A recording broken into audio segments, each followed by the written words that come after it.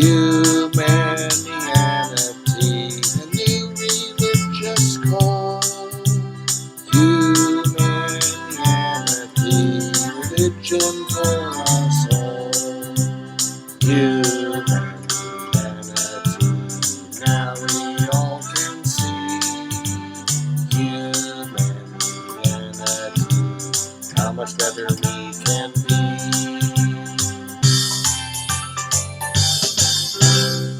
Hi, I'm Bill Van Fleet, and this is Humanianity Conversation number 95, recorded on January 8th, 2021.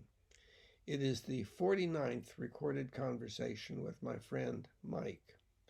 We continued to work on our inability to agree on what belief means, along with the concept of reality. We also ran into some problems regarding subjective experience and consciousness. And we also discussed some of our differences with regard to the ethics of different points of view. Hi, Mike. Hey, Bill. Okay. Well, I was, subsequent to our last discussion, I had sent you several texts on memory, and we were talking about beliefs a lot, and that kind of morphed into a discussion about memory.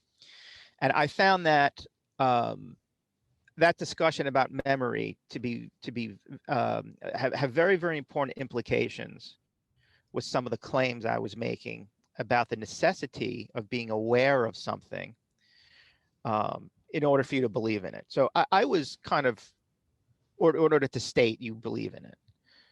So I was hoping we could begin a new topic that we'd never discussed before, which is memory and what it is, and what the implications are and how it works.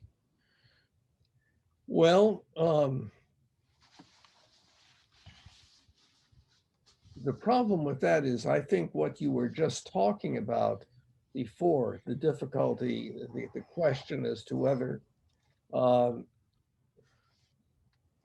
whether being aware of something was necessary in order to believe it and things of that sort. Um, there is a problem there.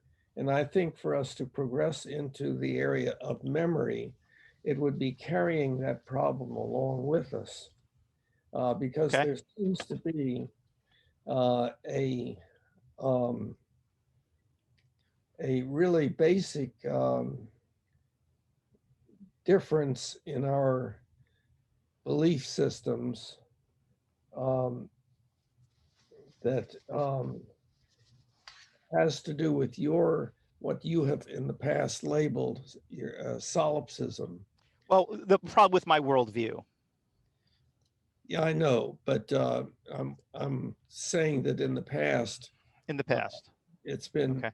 uh, uh, um, labeled as solipsism, and then a form of solipsism or a degree of A solipsism or degree, something. maybe a degree, solipsistic in nature. Yes, I would say I would agree with that. And and I think that we will continue to have an inability to feel like we're communicating with each other until we really address that issue, Hmm. although we have addressed it in the past. Uh, Yeah. but but I think there's a place that things stop, and so the Okay. You want to? Yeah. yeah I think getting back to the idea that in order for something to exist, you have to be aware of it. Uh, in order for your wife to exist, you have to be thinking about her or seeing her. Uh, that uh, in order for you to say that you do not um, that you do not know something, you have to be aware of what it is that you don't know. Responding to my belief that there are all sorts of things going on in the world, in quote, reality, that I will never know about, that there are other people on this planet that I will never meet and never know about. And in response to that, your response is that, well, you have to be thinking about these people that you don't know to make that statement. But I'm not talking about the making of the statement. And also, the statement is not about some individual that I know. So we were talking about the set of all things that one does not know, and and so on. So uh, it's right there that I see you as having an atypical way of looking at things that is uh, not optimal and not likely to be what you live by, that your wife pops in and out of existence. Okay. So I think something's gone wrong here. Yeah. I think that the way you characterized my worldview with regards to the necessity of being aware of something, um, for you to claim something exists and have a belief about it, was not was was almost right, but there was a very important distinct. I actually wrote down what you said. Right, so you said you believe, meaning me, that you need to be aware of the things you are not aware of in order to make a statement that you had made previously that I objected to. That you said, well, I can be aware of the things. I'm aware of things that I'm not aware of. And I said, well, I'm not claiming that you need to be aware of the things that you're not aware of. That it's not what I was saying. But what I'm claiming is that you need to be aware that there are things out there that you're not aware of. That's a very subtle, very, very important difference. I'm not to continue your analogy, your model of the set of things you're not aware of. I'm not saying you need to be aware of what is in the set in order to make that claim, but you need to be aware that the set you're talking about, that's what you need to be aware of. In order for what? In order for you to say there Uh, are things out there I'm not aware of. Go ahead. yeah, see, right there, it switches to in order for you to say, and yet Right. not the original idea. Uh, um, there's a difference between whether things exist or not and whether I can say they exist or not. Okay. So I'm going to ask you to walk me through the difference between those two things. Okay.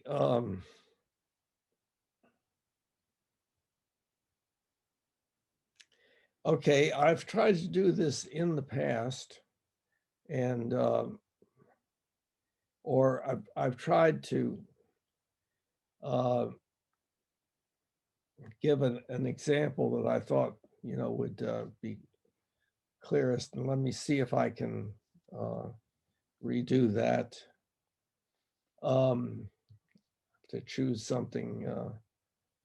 Um, Well, and actually, but before you do that, Bill, since you're having trouble forming it, let me just clarify even further. Maybe this will help you get answer what I'm asking you to do.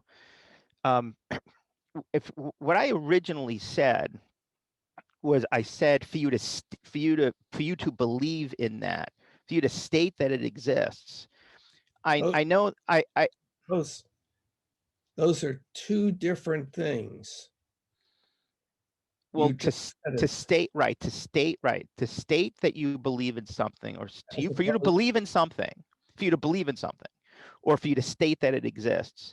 those I are two different things, correct. right? They're two different things, and Okay. and my claims it still applies to those two things. You need to be aware of certain things in order for you to make those statements. If you're not aware of the things that I'm claiming you need to be aware of, you can't make those statements. So I'm not now that I didn't say, I know this is something, we've talked about this a lot in the past. My worldview is, let me just state this categorically, is not things don't exist outside of things don't exist unless you believe in them. So I'm not saying that Did I hear you right? Can you make a statement again? my worldview is not that things do not exist if you're not aware of them. Okay. My worldview is not that things exist because you are aware of them. My belief system, my worldview is not what you believe comes into existence. That is Okay. not my belief system. And I would even argue that's not even solipsism. But that's not even the point. It's just that is not my worldview. Well, let's briefly state what the extreme solipsistic position would be. Um, it, solipsism is a a worldview that has, it's kind of like saying, well, let's state what the conservative political position is. There's a whole bunch of different versions of that. There's a whole bunch of difference or what is the traditional Christian? What does it mean to be a Christian? So I can tell you what's my understanding of the extreme solipsist position, or a solipsist position. A solipsist position would state that the I'm going to introduce another word here that uh, Qualia. no to know, Oh, and I'm going to try. Maybe I'll try before I make that definition to try to use a different word. The only thing, the the the the I'm trying the word thing. The only things that you can be very confident in is your subjective experience. yeah. The Well, idea, uh, the but we know, of course, that that's not so. I I think if you go through it, even with a mirage, even with somebody who's schizophrenic, you can I think will understand really what they mean by that, and that I believe that's really true. When the Okay. schizophrenic, Okay. Then I think we're talking about the only thing that you can be confident of is that experience is what you are having, that there is you what go. you're experiencing at this particular point in time. That's a great way of saying it. Correct. That's a better way of saying it. Okay. That's a solipsist position. And then there are certain implications that follow from it. But one of the implications is absolutely not what you are experiencing is um, what exists in the way you're using the word exist. That's not a solipsist position. Okay. So it sounds like I'm not going to be able to hear from you what a solipsistic elaboration is. We could both say, yeah, you can be confident that what you're experiencing right now, you are experiencing right now. That's a tautology. No, no, That's no. No, I don't. I don't think it is a tautology. And I think the only thing I would add a word to that. The only thing you can be confident of is what you are experiencing. And that is certainly not a tautology for 8 billion, in my opinion, for 99.99% of the people on the planet. That is not a tautology. Most people would I say, right. I I agree with you. I think that it probably is not a tautology. Um, uh, Momentarily, I was thinking with a way of looking at the words it could be, but I'm backing down from that. I'm not sure and think I was wrong. So going back to what we were talking about is you don't, from that position, um, you do not, for you to claim um, I'm aware of the things that I'm aware that there are things out there I'm not aware of. Okay. The the set of the things you of just the set, not the members of the set. There's a set out there that you're constructing in your experience. There are these things that I'm not aware of. Okay. That set needs to be in your awareness at the time you are saying there are Yes, things out there I'm not aware of. at the time that you are saying it. Right. And again, I think this is where uh, the difficulty has been coming in for quite a few discussions. Um, in order for you to make a statement, you have to be aware of what the statement means to you, or something like that, and you have to be aware of it. Unless actually you could, I suppose, be having uh, a what kind of seizure is it called? Um, where one engages in behavior, and it could be speech, but one is actually having a seizure, and there is not awareness, Oh, presumably. geez. That was probably on my licensing exam, my clinical licensing exam. I have no, I don't remember what it is. Yeah, maybe it'll come I to me. remember something like that in my master's program, but I don't recall what it is. But um, anyway, but yes, that's what I'm saying. And I think the salient point here is maybe to look at it this way.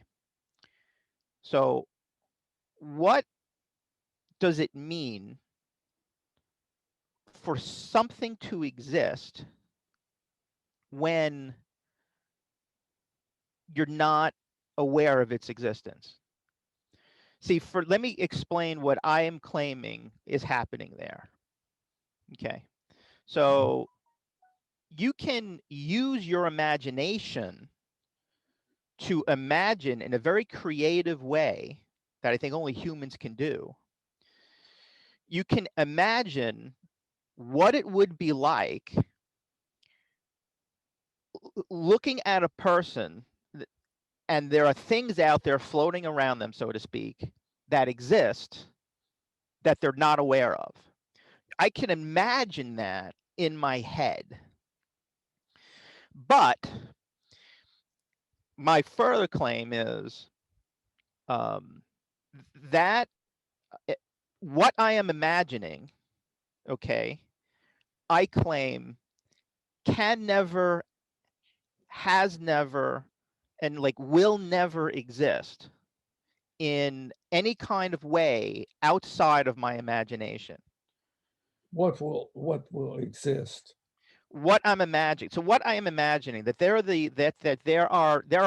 are entities outside of people's experience that are existing, and I can look at this, and I can, in my imagination, I'm noticing that there's a person, Bill, and there are these entities out there, so to speak, these ideas, these concepts, these things, dark matter, quantum physics, quantum particles, whatever they are, that exist. and he's just not aware that they exist. Okay, that doesn't happen outside of my imagination.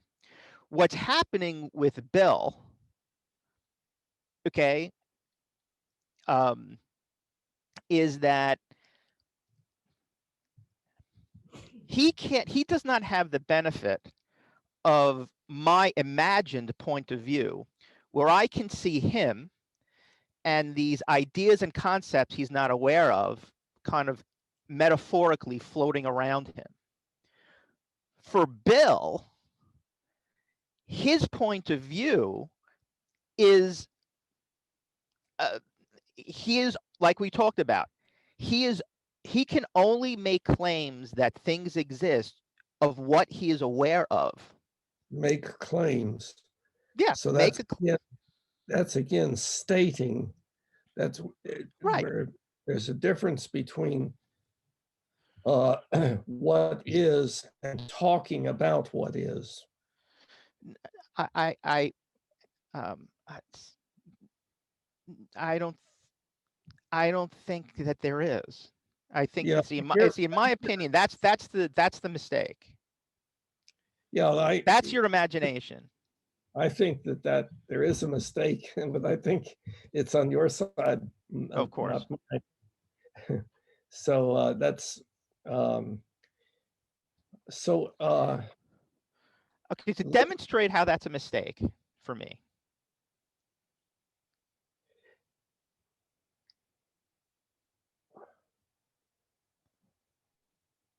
Well, I guess first we have to be clear as to what statement we are addressing. Um,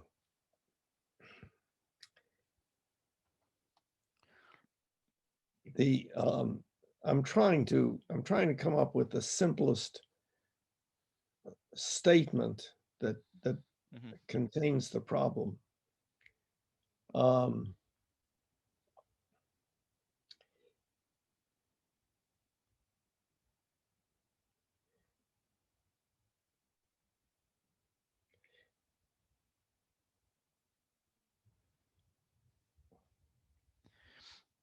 there are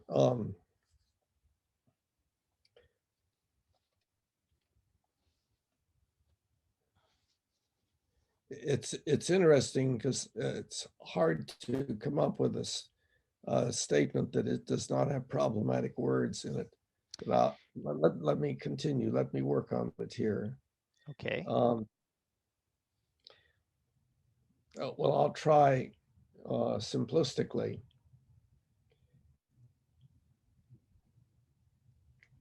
There are lots of things that exist that I know nothing about and that you know nothing about. Okay. Now, in that assumption there, I mean, in that statement, there is an assumption that um, that you exist and that I exist, that we are separate individuals. Um, Now, my understanding is that the solipsistic position would be no, there's only one set. Uh, but I understand we've said that doesn't work. Okay. My preference is instead of using the word solipsist, if you use my worldview. It's my worldview. Do you please? I prefer you use my worldview than solipsism or solipsist. Is that okay? Well, I was not meaning your worldview. I was meaning the pure solipsistic point of view as I understand it to be. But that may not be optimal. I Uh, think it's not because then we can have a discussion about what solipsism really means and what it is and yeah, what it's not. Right. yeah, yeah. The problem is if we use your worldview, um, it's one that I have never been able to, quote, make sense of. Um, but it That's what you're has trying to do. something. Yeah, right. But it has something to do with word usage. And See, in my opinion, the reason why you're having trouble coming up with this simple example is because that example doesn't exist. See, let me take you what you just said of here. example of what? Let me take to take the example. I think what you're trying to do is to state an example of something that you're not aware of. And let's take that simple statement and analyze it. You cannot make a statement of something that you're not aware of. It's impossible. There Go it ahead. is. Again, you are switching over to talking about the making of a statement I don't. as opposed to what my statement is about, independent of me or anybody else that says it. What your statement is about is that which you are aware of. No, No. Okay. So please explain to me this. And again, I think we're going to go through the process of you attempting to do it. I don't think you'd be able to do it because it's impossible. Please demonstrate how and explain how you can make a statement about something you're not aware of. again, that's not the issue. See, we get switched to that. It's like it. Okay, so It's like derailing. I'm I'm not talking about that. uh, You're talking. the, You well, that's what converted. I'm talking about. I made Yeah, I know. I know. I made You're a statement. My worldview is, and I clarified. You cannot make a statement or believe in something you are not aware of. You cannot those are two. claim that something exists if you're not aware of it. So see, those are two different things. I know. I'm saying both of those things you cannot do. You cannot believe something, uh, and you cannot make a statement to that effect Correct. without being aware. And I think that we have beliefs inside of us, so to speak, that are inactive. They are not in conscious awareness. They're not even active.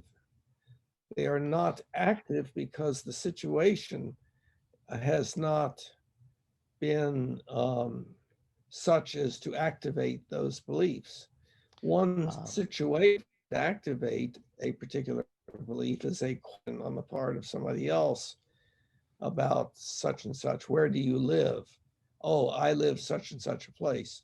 Um, but also the the turning of the steering wheel um, in order to make the car turn left is the belief that one has that turning the steering wheel will, but that belief is not active and it's not conscious most of the day when you're not in a car. kind of, we could talk about, and we have talked about, what your definition of a belief is. But I just want to say, I say it again.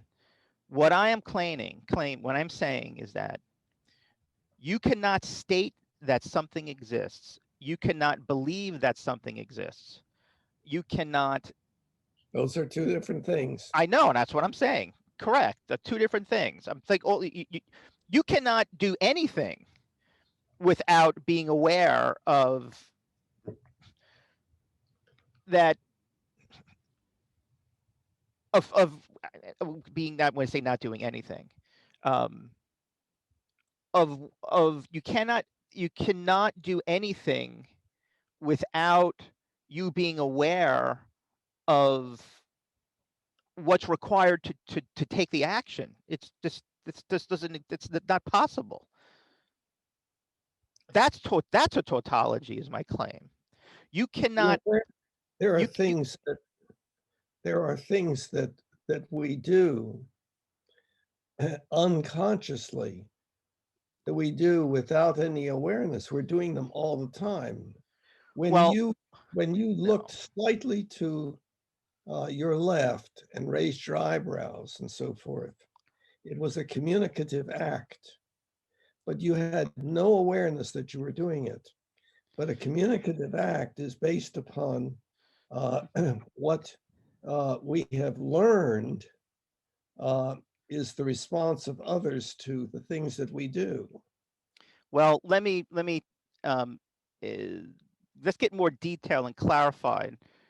Really, what's happening when you're claiming something is unconscious, okay, and you're not aware of something. So let's take something really super, I think, obvious. The fact that I I get a visual sensation of something and I can reach out and I then get some physical sensation of touch of what my vision is seeing me. Let's just take that. Clearly, I don't have to say, I'm seeing this shape in my visual field. I'm getting this visual sensation of a shape. I have to believe in that shape, consciously aware, and then reach out and in order for me to touch it. Okay, so let's take that really simple, so obvious thing where people might say, I don't have to believe in that for it to work. Okay. Well, I don't So believe my claim, this. See, subtly, it's not a good the words example. change. No, the words change. Um, but How now does the word change? part of What part of changed? I can't get back to it. I can't. Can I say it again? I'll say it again, just as I said it. Okay. When I get a visual sensation of something in front of me, and I do not have to believe consciously in that vision that there is a computer. I'm aware of something in front of me. I don't in order for me to act and reach out and touch it. So you would argue, I think, that there's an unconscious belief that there is, something out there called a computer that I can reach out and touch. Is that accurate? Let's take the turning of the wheel then. So what you're saying is, when I turn the wheel. No, let's stay with Okay, this. let's stay with this.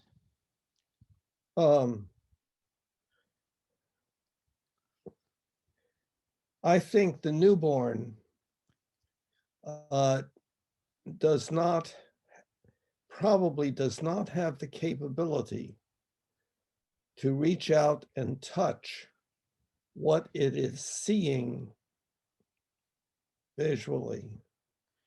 Okay. It has to learn that I have to do a certain thing to make my hand do that. And they don't have the words or anything. There's a learning process, very, very, very primitive.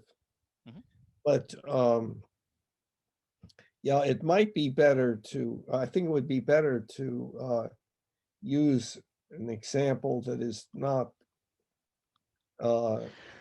I could do both. So you just hit the nail on the head.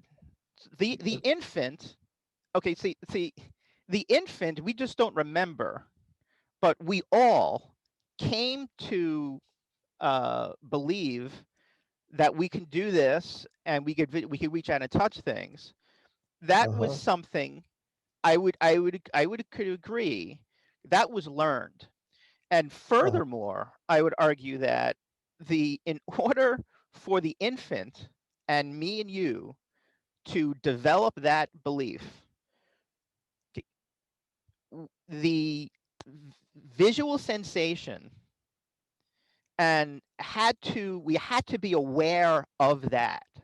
The infant is aware by the act of opening their eyes and their visual acuity improving, they start seeing, they are become aware of things in their visual field through visual sensation. When I turn the wheel and the car goes left, okay, I have done that hundreds of thousands of times. And the first time I saw that, I probably don't even remember. But the first time I came to believe that when my father turned the wheel, the car went that way. I was aware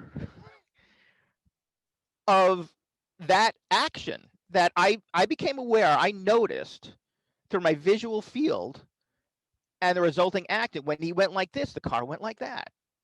Did you So learn it? further, so he it was necessary. Did you Wait, learn? it was necessary for me to be aware of that in order for me to adopt the belief, like you're saying, that is now um, just Adopting the belief was something you learned, right? correct. Yes, Okay. I would say that. I would agree. Okay. But my point is, in order for me to have, to stating, turning of the wheel is an example of something, a belief you can have that doesn't require, that is not, that you can form and you can state happens, exists, without being aware of it, is not, is not true. I'm sorry, say it again. To state what I think you're saying is to state that turning of the wheel and the car going left is a belief we have No, that, no, no. See, right here we have um, a problem. To state that is a belief. No, to state something is an action. okay, It's not a belief.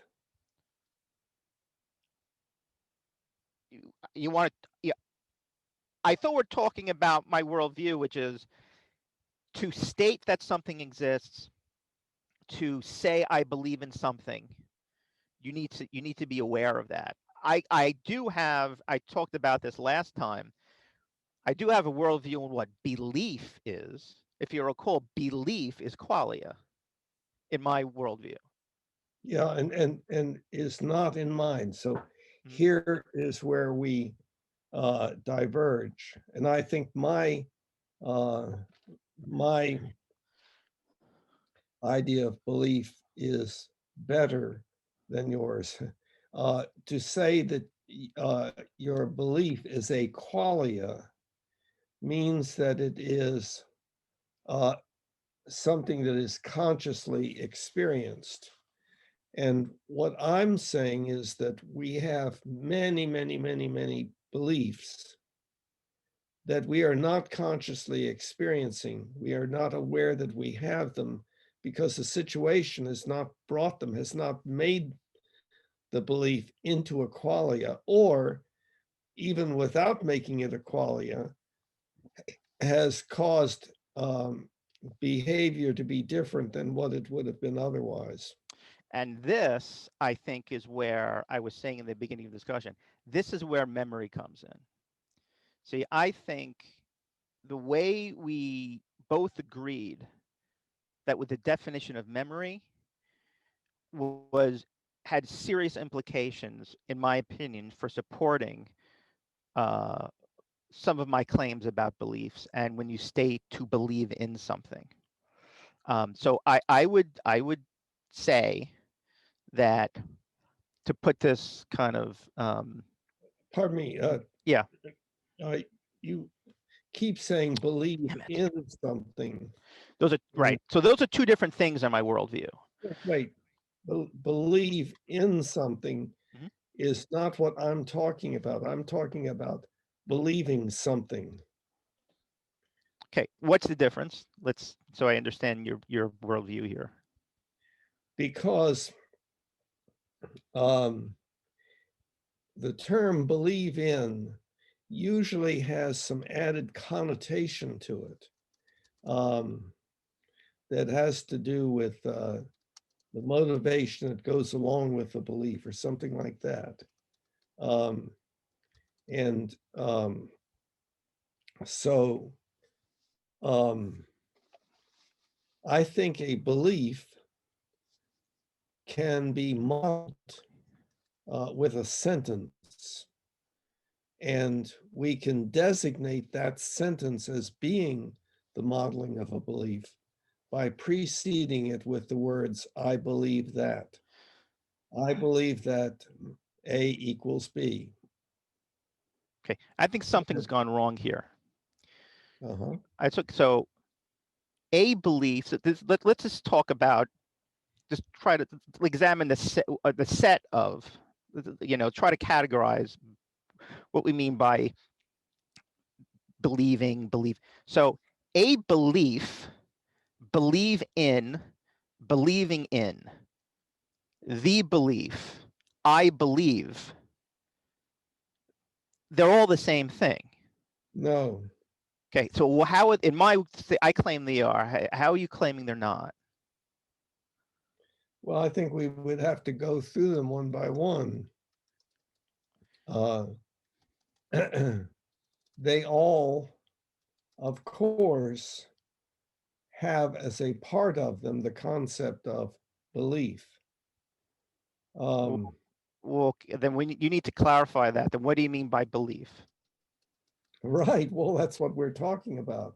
Well, so I claim. What do you say? So I claim I believe that belief is a qualia.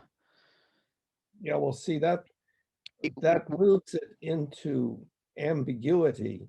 Then we have to go into qualia means and so on. Okay, so I can get a little bit more specific about that. So, this I granted. When you start talking about qualia, it gets very. I have to use analogies.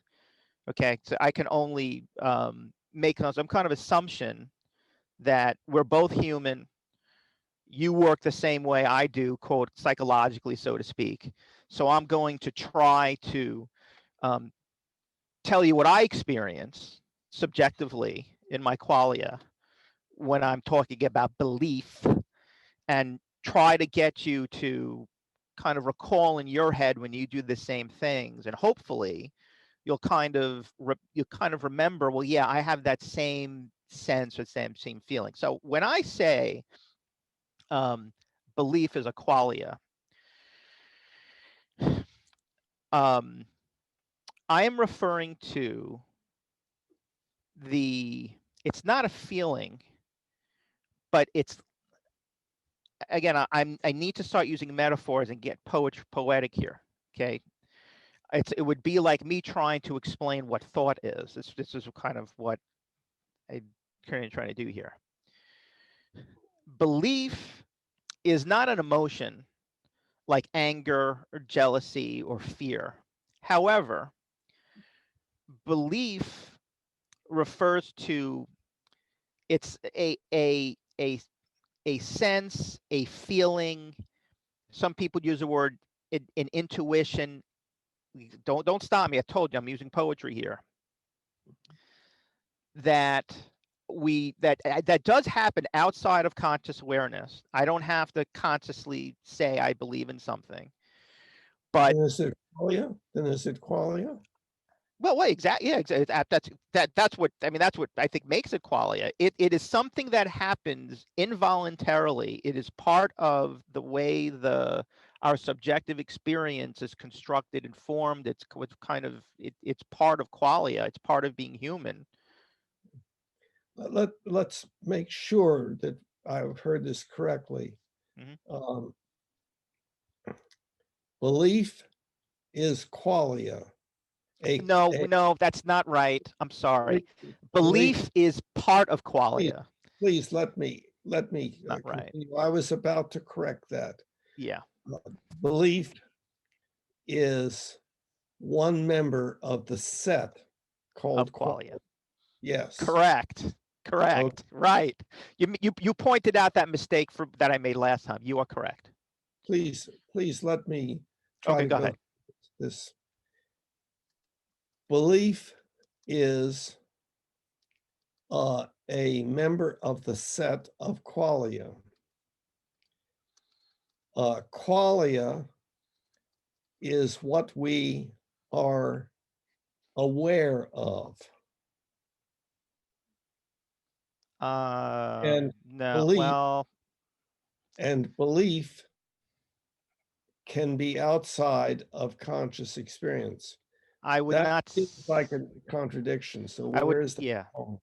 I think the problem is I would not say qualia is what we are aware of. I would It's say that.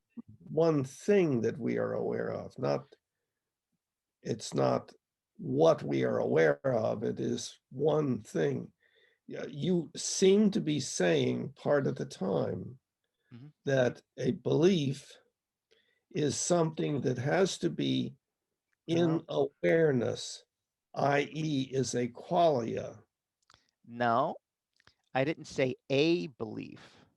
I said belief. I'm going to make an analogy here.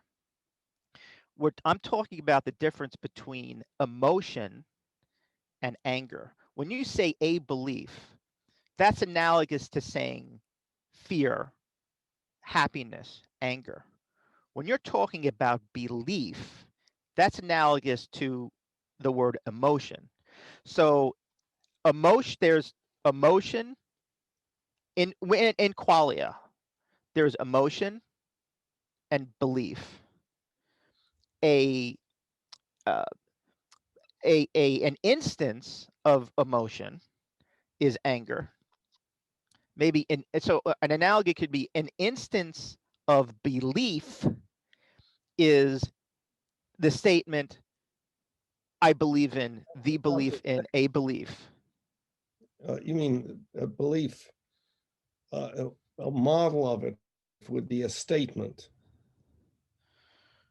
but the belief itself doesn't have to be put into words.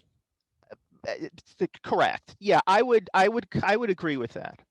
I would agree that to state you say a belief in the belief, believing in, I believe in, that is I'm sorry, a say way of that, understanding. say it again. I would agree with you. So I would say that um, to say the word a belief, believing in the belief, is a model of a qualia Well, no, of no, belief. no. The Damn, that damn computer. Sorry. Go ahead. where we have some difficulty right here, and I think it's linguistic. Um, when you list off these a belief, belief in, believing, et cetera, uh, it's just a list that I can't comprehend. Well, I have to take a look at each thing, uh, but sometimes you're referring, excuse me. it seems to me, Excuse me. to what I would consider to be the belief, and sometimes you're referring to what I would consider being modeling that belief with a statement. Uh, So are you saying that when someone makes a statement, I have the belief in God, it is not a model of belief? Not a model of, you mean a model of a belief?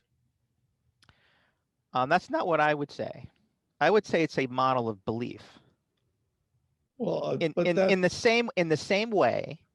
Well, okay, go ahead. I'm sorry, but go ahead. Continue with your objection. well, a belief and belief as you're using it are two different things. Right. Uh, Correct. Two different things.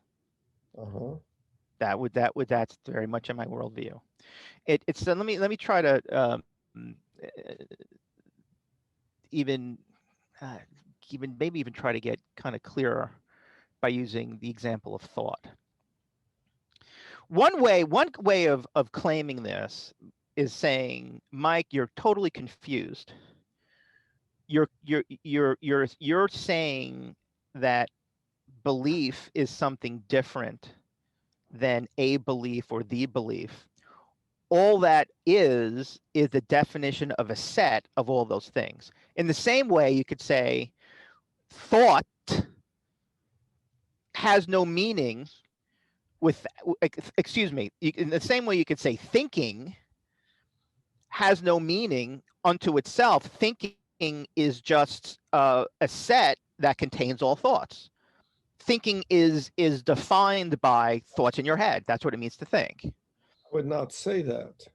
Well, I wouldn't say that either, but that is one way of explaining belief and beliefs in the belief in that I wouldn't agree with. I think they're two separate things. I think belief. It's just like. Okay, we got too far. Okay, I'm sorry. We're off in the clouds. Okay. There's something that goes wrong, at which time it seems that you engage in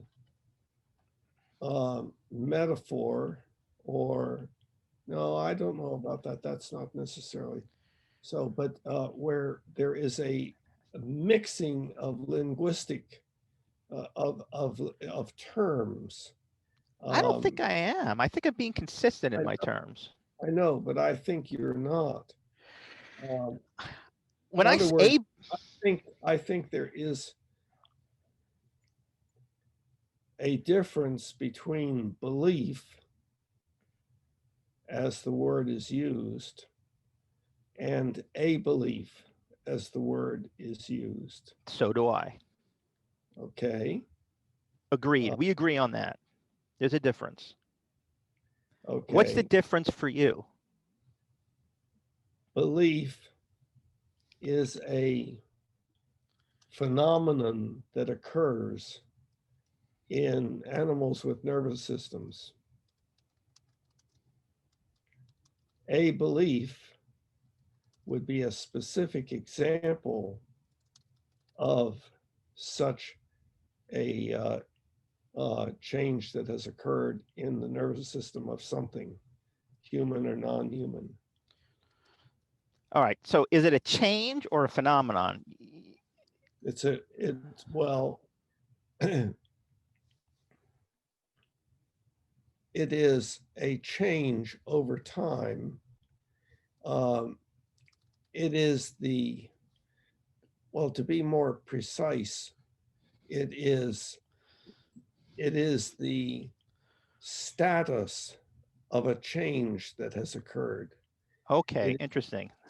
In other words, one can something can go from state A to state B, and from there to state C, along a continuum, let's say.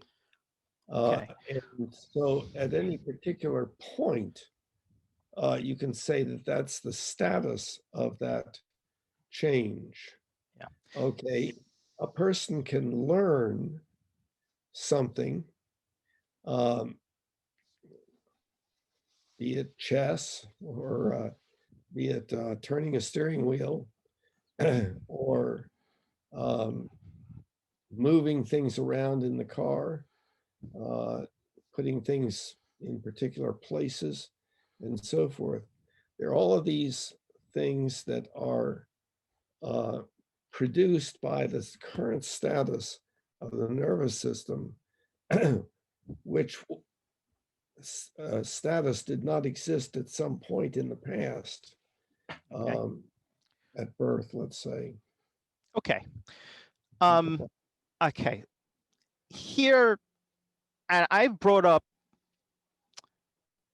my desire to talk about this and get agreement on this, because I think this is really where we're having difficulty in coming to agreement on these subjects, and that is, what orientation we are using, what point of view we are using to understand these phenomenons we're talking about: belief, existence, truth we've talked about in the past. I'm using a very, very specific orientation that I believe is optimal. And that orientation is subjective experience. So I don't think, in my opinion, What that orientation is subjective experience. right. So That, you want to explain what that means? I don't know Okay. what that. Okay. So what that means is, when I try to understand and develop a definition of what belief is, what believing in, what the belief is, I am taking the point of view of only and exclusively what somebody, myself, you, or anyone else, but it's usually myself, is experiencing when I would make that claim that I Right, believe in something, a belief in something. Now, you right, have a very, very different orientation. right. Your orientation is external to subjective experience in trying to understand it. And sometimes you flip back into it. That I don't know what that means. My worldview says that there is such, that there is more to existence than my experiencing of it. Okay. So I don't think, in my opinion, that hasn't been for me. Clearly it has been for you. That has not been demonstrated adequately for me to try to understand. I could I could say metaphorically human experience, what it, human subjective experience, what people are experiencing, why they make decisions, how they think, whatnot. I don't think that has been shown satisfactorily, but it's, for me, it's even beyond that. For me, it has less benefit. It has, it has less utility to understand, to say to somebody, or for me to say that, you know what I'm experiencing in my subjective experience, and what's causing me to behave in a certain way, is actually neural potentials and atoms and molecules and whatnot. I would say to that, maybe, but then I would further say, so what? That in no way kind of gets me to, um, I think, behave differently, reconsider my position, be more tolerant of others. Simply has no. It doesn't contribute as as as much to, living more optimally than taking the point of view of what I'm actually experiencing. Okay, that very, very, very, very long sentence was more than I could process. And I noticed that I was distracted in the middle of it, and that kind of made. I was wondering if you could not state your position that you consider to be different from mine in a brief sentence. Yes.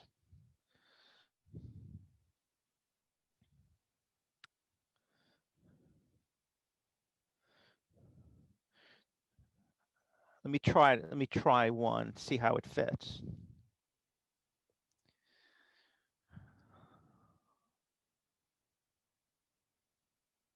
The most optimal, and what I mean, let me even take that. The most beneficial orientation to understanding human behavior and human experience is to try to explain and define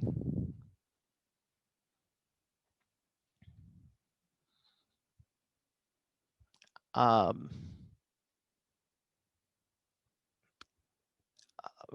reality from the point of view of an individual's subjective experience. Okay, now Need to write that down. my, Go ahead. my impression is that that is the idea that what is real for me may not be real for you. Reality, what is reality for me may not be reality for you. No, that's not why I would make that claim. Okay, well, then can we try again? I guess I'm having difficulty following it. Okay. Try it again. So the most beneficial orientation, point of view to explain, let me try this, to explain human behavior and to explain human psychology. And I'm even going to include it once again to create definitions of reality and explain reality and how things work, is to adopt the point of view that is an individual subjective experience. To adopt. Let me give you an example. Would that help? To adopt the point of view of an individual. Subjective experience. Individuals. So the point of view is the individual's subjective experience. So for example, when you ask me, this is exactly what I'm doing when you say, go ahead. See, now, for instance, I tried to see whether I had captured what you said. And now instead of saying, yes, you're right, Bill, or no, you are embarking on something else. So our communicative process is one whereby when each of us speaks, we start off on our thing, and the other person is not necessarily understanding or agreeing. I didn't know you did. I didn't think that you were stating something to agree. I thought that I got the impression you were trying to understand, having difficulties. So I offered, let me give you an example to try to help you. An example of what? What it means to adopt a point of view that is an individual subjective experience. Well, what I heard you say was that the most optimal way of explaining human behavior and so forth, which is an extremely complex idea. What do we mean by explanation and so forth, which I write about in the Mind-Body Problem book. But then we ended up talking about something else. It's like there is a non sequitur as you go along. I don't think there's a non sequitur. Well, I know that you don't, but I'm saying that from my point of view, sure, that it seems to be that way, and I could be incorrect.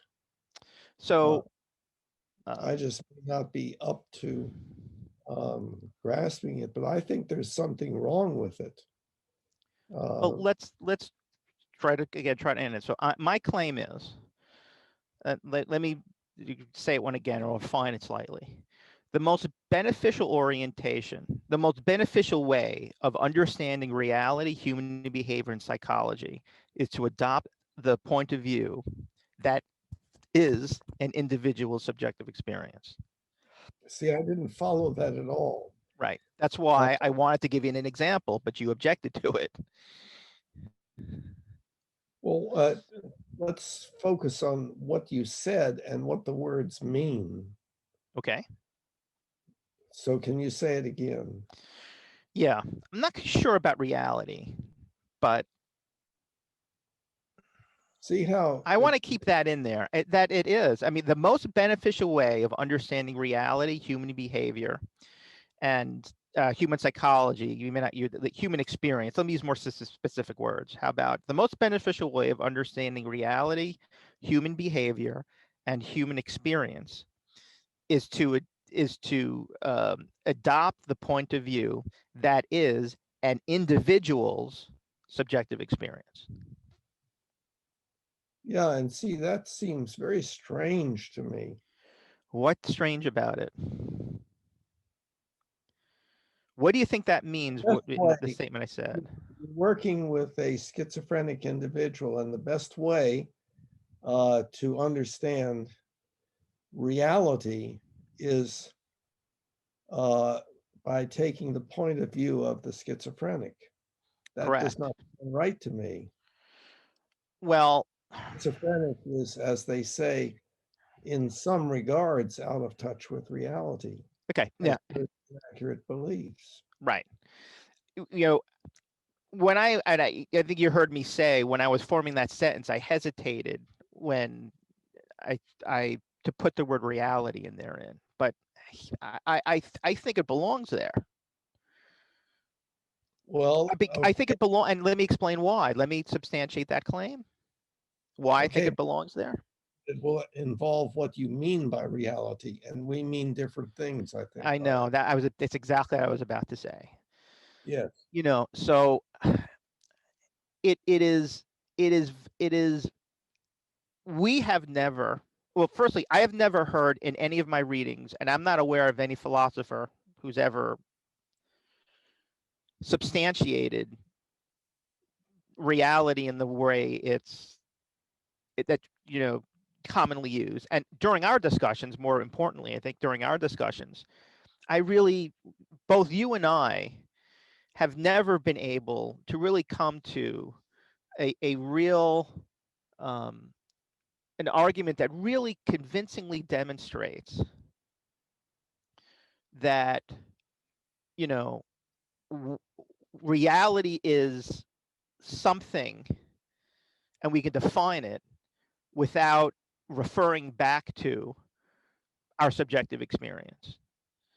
You refer to it as reality is something that's behind a curtain that Well, we can't there, ever there know. see that anybody listening to this who has not read the Mind Body Problem book would not know that you were referring to a very complicated and metaphor Yeah. that was just to demonstrate something relatively simple, and much more can be made of it than, and that's what I've noticed people doing sometimes. Hmm. Um, Yeah, and I may have been guilty of that as well. But regardless, I think that's a fair claim. what is? To say the most beneficial way of understanding reality is to adopt the point of view that is an individual subjective experience. I think that has merit, and the And reason. sounds that sounds to me like the total opposite, the total opposite of How so? meaning Fascinating. of reality. Oh, yeah. From your, I, I, I can see. My claim is that what you define as reality is your imagination. You're imagining it. No, The reason why I make that claim is because I believe the most beneficial way of understanding it is to adopt your subjective experience. no, You no. have you. How are you I not imagining don't that? I don't even know what that means. Uh, Well, the in my worldview, my point of view, uh, all we have are our beliefs, our models of reality, and the only feedback we have that there is such a thing as reality is that our beliefs can be correct and incorrect, that it makes a difference. So, so the more our beliefs are accurate, the more they are consistent with reality, the more they are an accurate model of reality. But those models are not reality.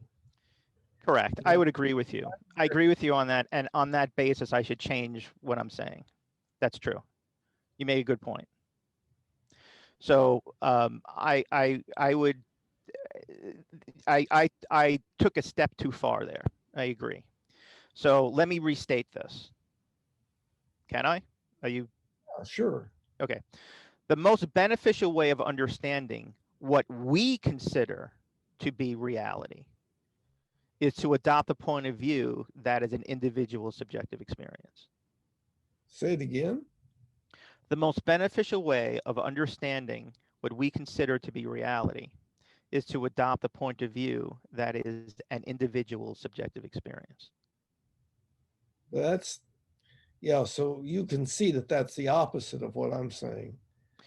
Yeah, Um, and you have complexity of verbiage in that statement. well, Uh, let's try it again. See if we can narrow it down a little bit more. yeah, Can you say it again? the most beneficial way Okay, of under now let me stop there just for a second. Beneficial meaning what?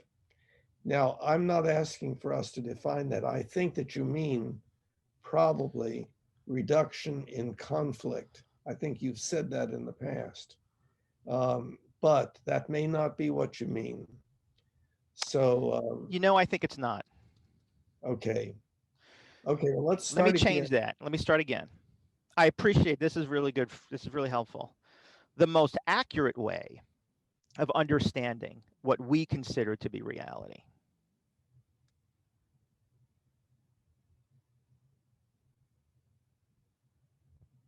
Is to adopt the point of view that is an individual subjective experience. it is to adopt.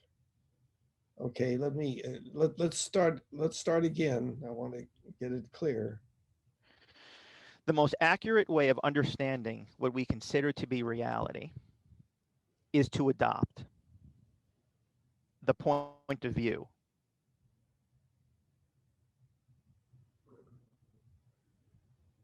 that is an individual subjective experience. We have to define what adopt the point of view means. That's unclear, I think. Well, adopt a point of view means have the belief uh, that Okay, let's um, get clear. It's to imagine. may not be clear, um, That's not clear. but okay, let's back up, start again. The most accurate way of understanding what we consider to be reality Okay, let's first see is to most accurate. imagine. Wait, the most accurate way of understanding. Now, Yes. we've got a word there, understanding, which uh, in my way of looking at it is having accurate beliefs about Okay, something. that's not the right word. I agree. Okay, okay, let's try again. Um, how about the most accurate way of what I mean by understanding is analyzing is Uh-oh, uh-oh. I don't, it's something like that. It's not understanding in the way like I understand this. It's thinking about it. It's considering it. The most accurate way of examining it, maybe. See now that's an extremely complex sort of thing that has no specific meaning. Yeah. So Maybe the let's most accurate. Maybe the most accurate. Maybe it is the most accurate way of imagining what we consider to be reality is to adopt a point of view that is an individual subjective experience. Well, it's totally. That's not there. It's what I really want to say is, let me, maybe you could think of the word for it. What I'm saying is, when we are trying to, when we're just, let me just talk through this. What we're doing here right now, we're trying we are doing like an analysis. We're thinking about, we're considering, we're breaking it down, we're reasoning, to try to understand what reality is. That's what I mean by that. We're thinking about it. We're analyzing it. We're trying to understand it. Maybe the most accurate way of trying to understand. Maybe that's what I mean. The most accurate way of trying to understand what we consider to be reality. Does that? Do you think that's better? Of what you and I, humans. It's what I consider to be reality. No, it's really not what I'm saying. I'm going to say that the most accurate way of trying to understand what a human being considers to be reality. Considers. Right. Okay. What does that word mean? Believes. Uh-huh.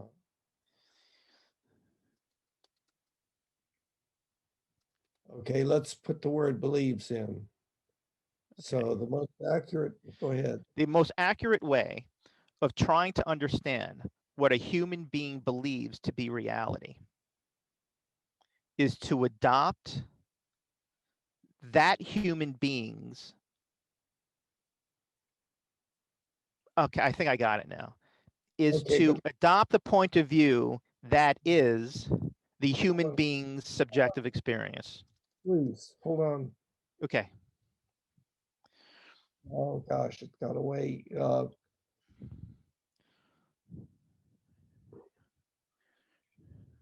You're saying the most accurate way of understanding. I'm sorry, say it again from the beginning. I'm not going to interrupt. The most accurate way of trying to understand what a human being believes to be reality. Okay. Trying to understand what a human believes. That's not what we're trying to do. Everybody has different beliefs and so forth, and we know that most of our beliefs are wrong to some extent. That we are out of touch with reality. I think we just hit the nail on the head. I think the maybe what you can call the third premise in there. What a human being believes to be reality, I think, is the most. Go ahead. What human being? Any human being. What any human being believes to be reality. Okay, then reality will be different for each of those individuals. Now you're starting to get, now we're getting there. That's the postmodern position. Yes. Well, it's more than postmodern, but in any way, in any case, it's I would claim it's the reason why it's the reason why that point of view has persisted for thousands of years is because there's never been a good argument against it. Well, no, I don't think it's been for 1,000 years. I think it's a regression from the time that the logical positivists found that they could not arrive at absolute truth. And then the pragmatists came along and said, well, it's whether it works or not. And then the postmodernists came along and said, yeah, and if it doesn't work for you, it's not true for you. If it works for me, it's true for me.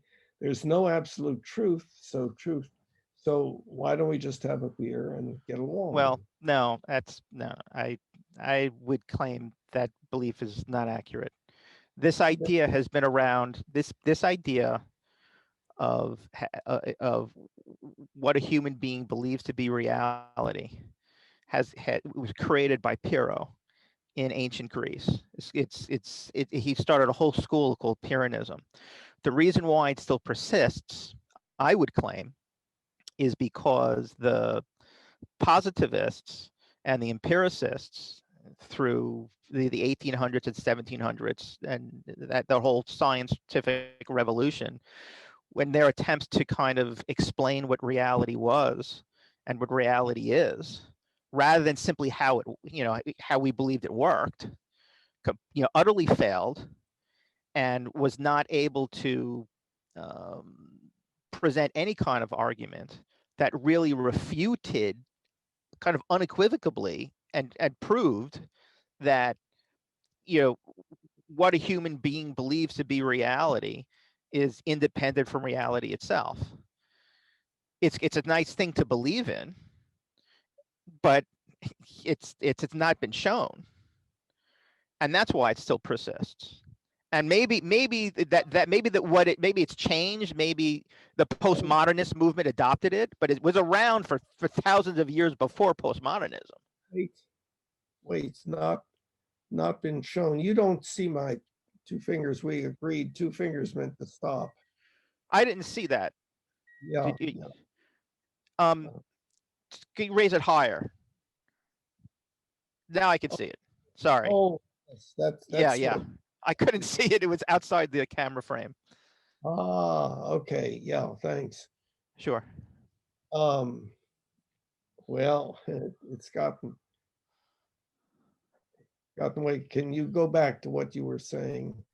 Let it. Well, I think we were talking about the validity of the statement, what a human being believes to be reality. And that is that No, in a no. and There's a difference between reality and what this human or that human believes reality to consist of. I'm Those going to are, ask you again, demonstrate that then. well, it's not. I think we're going back to remember I said that I was using the example that it was possible to be mistaken. Um, Yes. as an example that our ability to predict and to be incorrect demonstrated it, but it didn't demonstrate it. It was part of the whole uh, point of view, uh, the worldview that I was advocating for, and that Yeah. I Yeah, believe. but I so I'm going to ask you. So I'm really open to that, and I actually think my preference you know would be to refute Pyrrho and the postmodernists. I mean, that's the more comfortable for me position. That would be my preference to believe that. So I'm going to ask you, and I'm really interested in believing you. Please demonstrate that. Please come up with even you. I know you can't. Maybe if you can't even demonstrate, you can't provide evidence. Can you give me an argument that is not easily refutable? Well, it is just an uh, a useful agreement in word usage that well, the point of view that I have is that each of us have beliefs um, that involve predictions or would involve predictions under circumstances where the belief was activated. Um, and that what we can observe is that sometimes those predictions work and sometimes they don't, and that it is possible to become more and more able to predict accurately. And so if we consider those beliefs to be models of reality, then what we are doing is developing increasingly accurate models of reality. And so reality itself is not changing. That's not correct.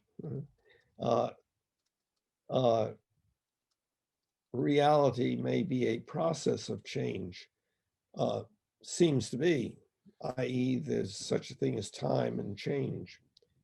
But Okay. so and it is a very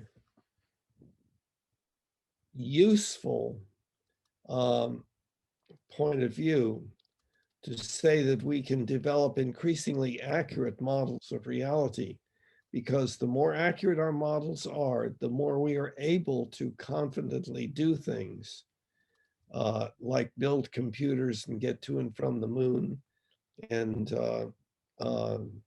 stop pandemics and stuff like that.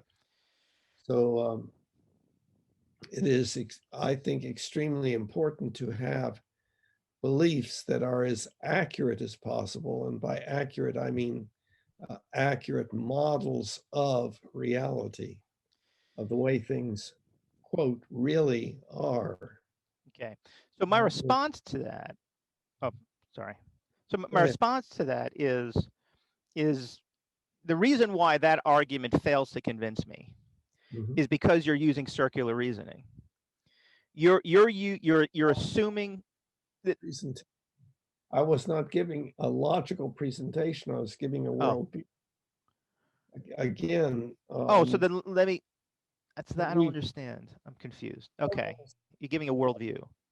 Now, several discussions ago, I realized that I was not demonstrating the existence of reality because I had inherent in my quote demonstration already the concept of reality, which would cause you to say I was engaging in circular reasoning. Correct.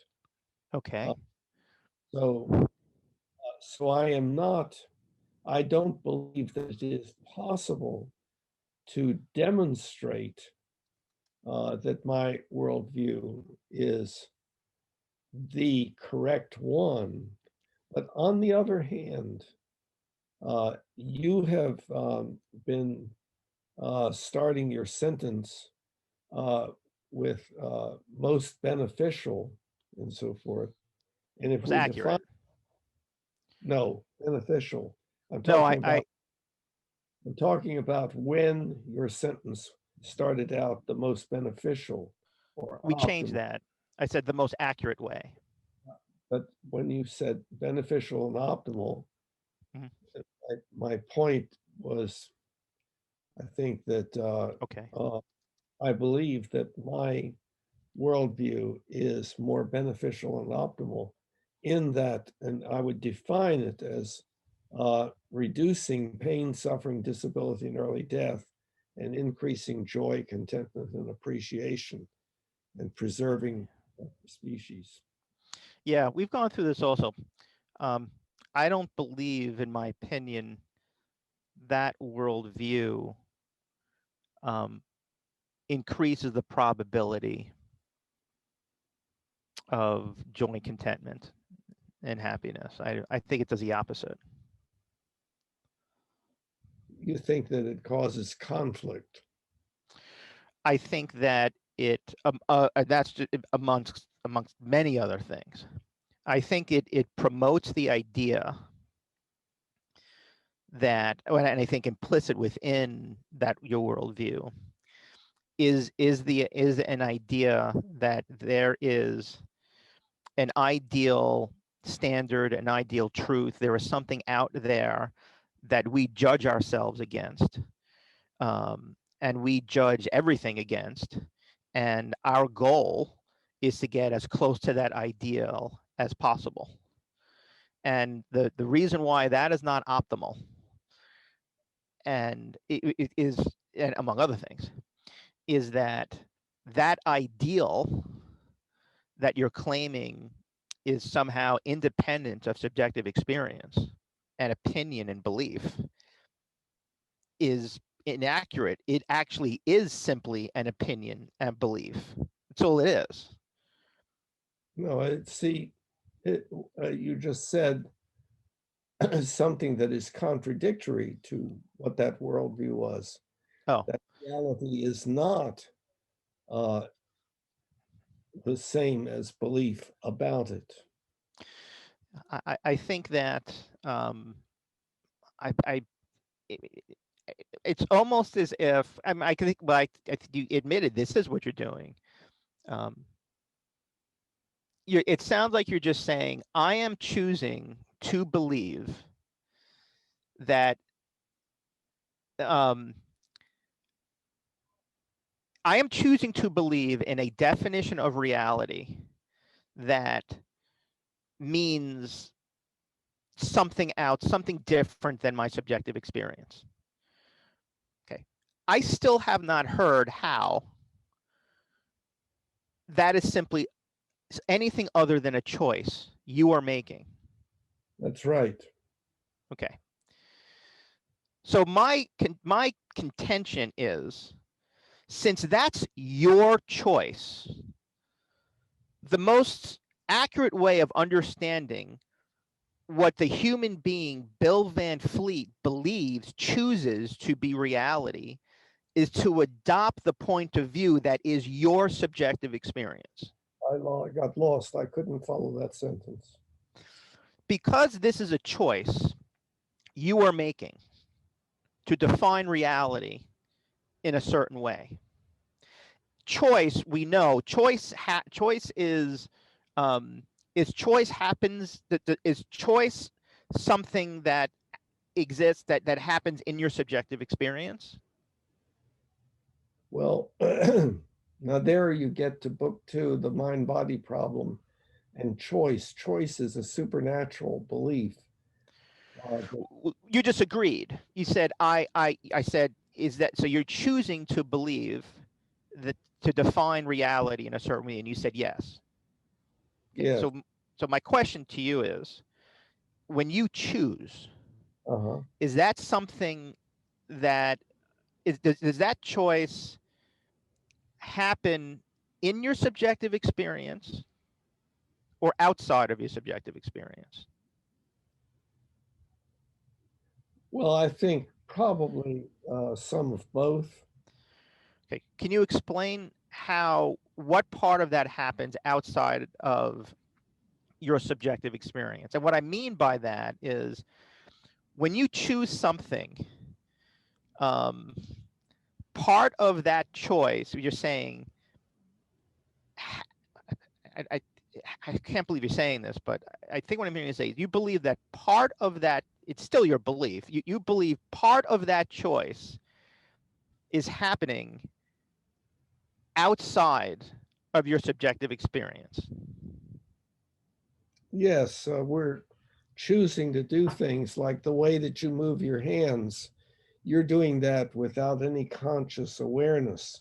I didn't say conscious awareness. I said outside of your subjective experience, meaning it. By So, step. so, um, well, let me ask you this. So, I mean, your is your unconscious part of your? So, so I asked you. Oh, I didn't hear you. Yeah, Go ahead. not you. Uh, what you meant then by subjective experience or consciousness, because you're saying that those are two different things. Right. So, the way I am modeling this, Uh-huh. and the way I think you seem to be, um, in a way that we would agree that, um, there is reality, and we get kind of input from our senses of what that reality is. Okay. And that entity that uh, our subjective experience is created from that data we're getting about reality. So when I say something is outside your subjective experience, what I'm saying is when you choose to do something, what I'm saying is that part of that choice happens in reality, outside of your senses, outside of your qualia, outside of your motivational states, outside of your thought thinking, outside of your unconscious. It's not, it's something that happens outside in reality. Or does it happen not out there, but rather in your subjective experience?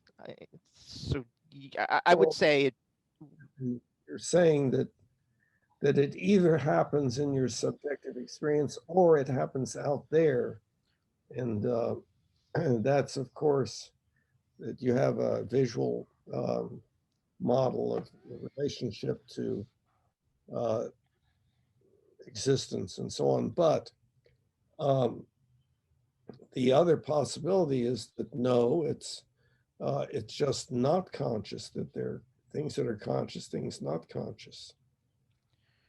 but I still, I mean, the salient point, and this is really important for me to make my subsequent argument. What I'm hearing you say is that when it sounds like what you're saying is when you make a choice to do something, there is some outside agent in reality that is contributing to you making that choice. To choose to define reality the way you're defining it is not something that you have full agency of. It's part your subjective experience and partly of some outside agent that's happening to you outside of your subjective experience. See, the problem here is the Mind Body Problem book makes very clear about that, or tries to. Um, um, the um, it There is the problem free will versus determinism, and so people ask the question, which is correct, free will or determinism? Free will meaning that you have agency and you can decide to do such and such because you are an agent. And determinism would be uh, everything in the universe is according to certain laws. And so whatever you, quote, decide to do, you are going to do anyway. So there isn't really such a thing as decision. And I would say that both of those ways of modeling reality are usable. And it's not that one is right and one is wrong. It really depends upon what your purposes are. And so, for instance, if your purpose is to make this person suffer, then you want to attribute to that person free will and say they deserve what they're getting. If you want to be understanding of an individual, you say, well, he could not help what he did because he's a product of his whole lifetime of experience and the situation that he was in at that time. And Right. so you can feel sorry for him and try to be of help to him. Right. And so, Here again, I would say even here, when you are talking about the mind body problem and agency and free will versus determinism, you are maybe choosing seems to be a hot button word for you. You believe in in a certain definition of that. Okay.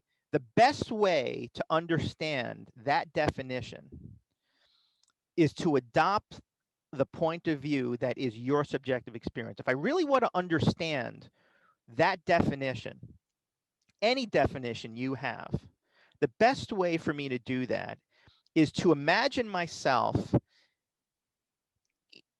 inside of your subjective experience. Imagine what that's like. Imagine putting myself in your shoes, and that helps me that's the most accurate way of understanding anything you're claiming that you believe in. So Well, similarly, that's I don't, my claim. I don't think that that is so. You mean everybody in the world should adopt my point of view? No, Uh, I'm saying that no, I'm saying when we're trying to understand what your point of view is, you should adopt the point of view of everybody in the world. I already said no. No. I'm saying when we are trying to understand Bill's definition of reality, when we're trying to understand what Bill believes to be reality, when we're trying to understand when he says, I believe in this definition of reality, the most accurate way of understanding that definition is to imagine ourselves inside of Bill's subjective experience. Well, I think you can go from person to person and get their ideas and so forth. And then the question is, well, what makes the most sense to you? But to say that it's dependent upon one person, Bill Van Fleet, uh, what reality is, of course, is not. No, no, but You're, that's interesting. So I mean, wait. okay, go ahead. You're saying that the best way of understanding Bill Van Fleet is to try to understand Bill Van Fleet. The best way to understand Bill Van Fleet's viewpoint about such and such is to try to imagine what it's like to be Bill Van Fleet and to have that point of view. Uh, Correct. but that's the best way of understanding my point of view. It's the question about your point of view and what conclusion you're going to arrive at. And that doesn't mean that you have to say, well, according to Bill Van Fleet's point of view, or according to Piro's point of view, or whatever. Oh yeah. I mean, I think. I mean, this goes back to what I'm claiming is my fundamental orientation that I think differs from yours with regards to trying to understand um, what any human believes to be reality. You have to try to adopt their point of view. You have to try to imagine yourself inside their subjective experience. That's to understand the individual's point of view. Yes, but that's not what I'm talking about. I'm talking about the most optimal point of view, the one I advocate for. Mm-hmm. And so the question is, independent of who is advocating for it, what is your set of ideas about it? How would you differ? So again, there's this shifting to the subjective experience of another person and so on. Well, so is okay. So I think what we're trying to do in these conversations. Let's just take a step back. What we're trying to do in these conversations is trying to understand what you believe to be reality, what I believe to be reality, and we also making corollary statements on that basis. What other people that we could at least I can make a corollary statement that a um, what's what a what statement? I'm missing a word. I can make a corollary statement and say, well, What's I the word? I can make a related statement based on you know the way I What was the um, word used? corollary. Oh, corollary. Okay. Yeah, but I can make a related statement. I lost my train of thought. But just to I guess to just kind of go back to where we were. Um, I think what we're trying to do here in these discussions is for me to understand what you believe to be reality, what for me to understand what I believe to be reality, and also try to understand what other people believe to be reality. So I'm claiming the most accurate way of trying to understand what any human believes to be reality is to imagine yourself having their subjective experience. Yes, but that's again something different. Yes, human beings have all sorts of different uh, points of view. And the best way is to try to imagine yourself in that person's position and try to think what it's like to think like them and so forth. Mhm. Yes. So if you're talking about trying to understand individuals, that's one thing. If you're trying to understand a basic way of viewing the world, well, there are various proposals. And I have one proposal, and I think that I'm convinced of mine as being probably the best that can be found, but that could be because something else has not come along um, that has convinced me it's better. Right. See, but I think I experience, you having a different belief with regards to the most accurate way of trying to understand what any human believes to be reality. I think, Well, I'm in agreement with you. okay, so if you're in agreement, Try to understand an individual. no, You have to try to imagine what it's like to be that individual. And that's well, based on the words that they use and sentences that they make, and also their behavior. okay, well then this is a very, very, then I don't think you're following through with what you're saying then, because um, when you are saying when people turn the wheel to the left, the car goes left, and they believe in that, you're talking about an individual doing that. No, Well, I'm what are you talking about? I'm talking about human beings. They learn that if they turn Okay, the hold on, wheel, yeah, hold go. on. This I, individuals constitute humans. Well, there's the set of all humans. Yes, but the set of all humans um, does not have subjective experience. Well, I wasn't. The set of all humans is a definition. Well, uh, we postulate that to varying degrees, these entities called humans do have subjective experience. The entities within the set. So I still the same claim is true.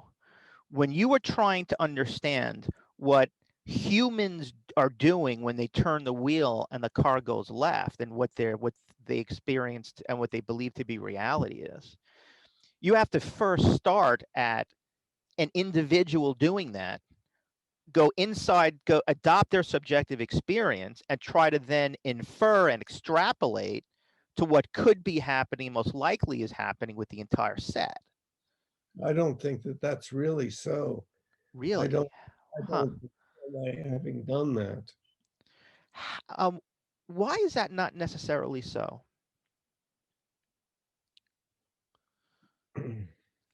That's interesting. Part of the well, uh, I was looking around for an example Hmm. of a behavior that indeed was based upon relatively complex beliefs, and yet was very much outside of conscious awareness, very automatic in a sense, automatized, um, having been learned thoroughly, and where the person doesn't have conscious awareness that that's what they're doing when they're doing it.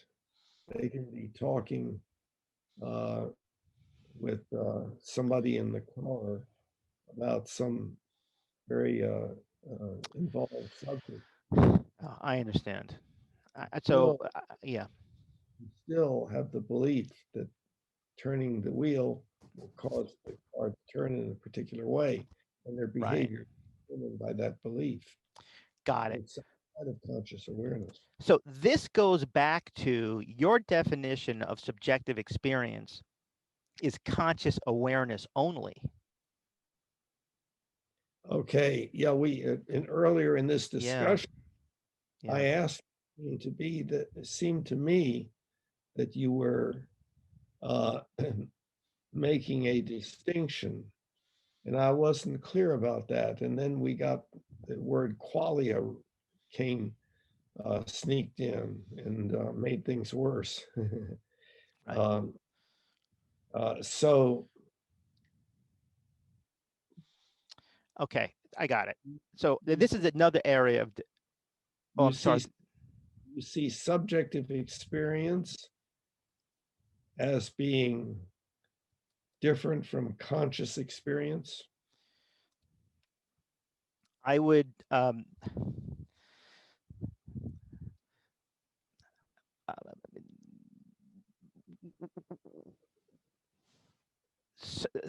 subjective experience and let's do it this way.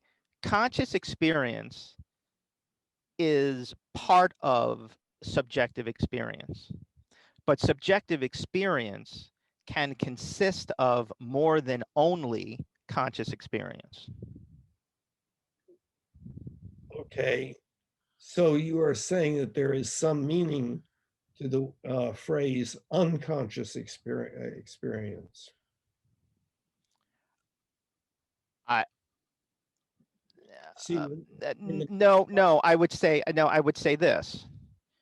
No, not necessarily. in, Um, you to say something is unconscious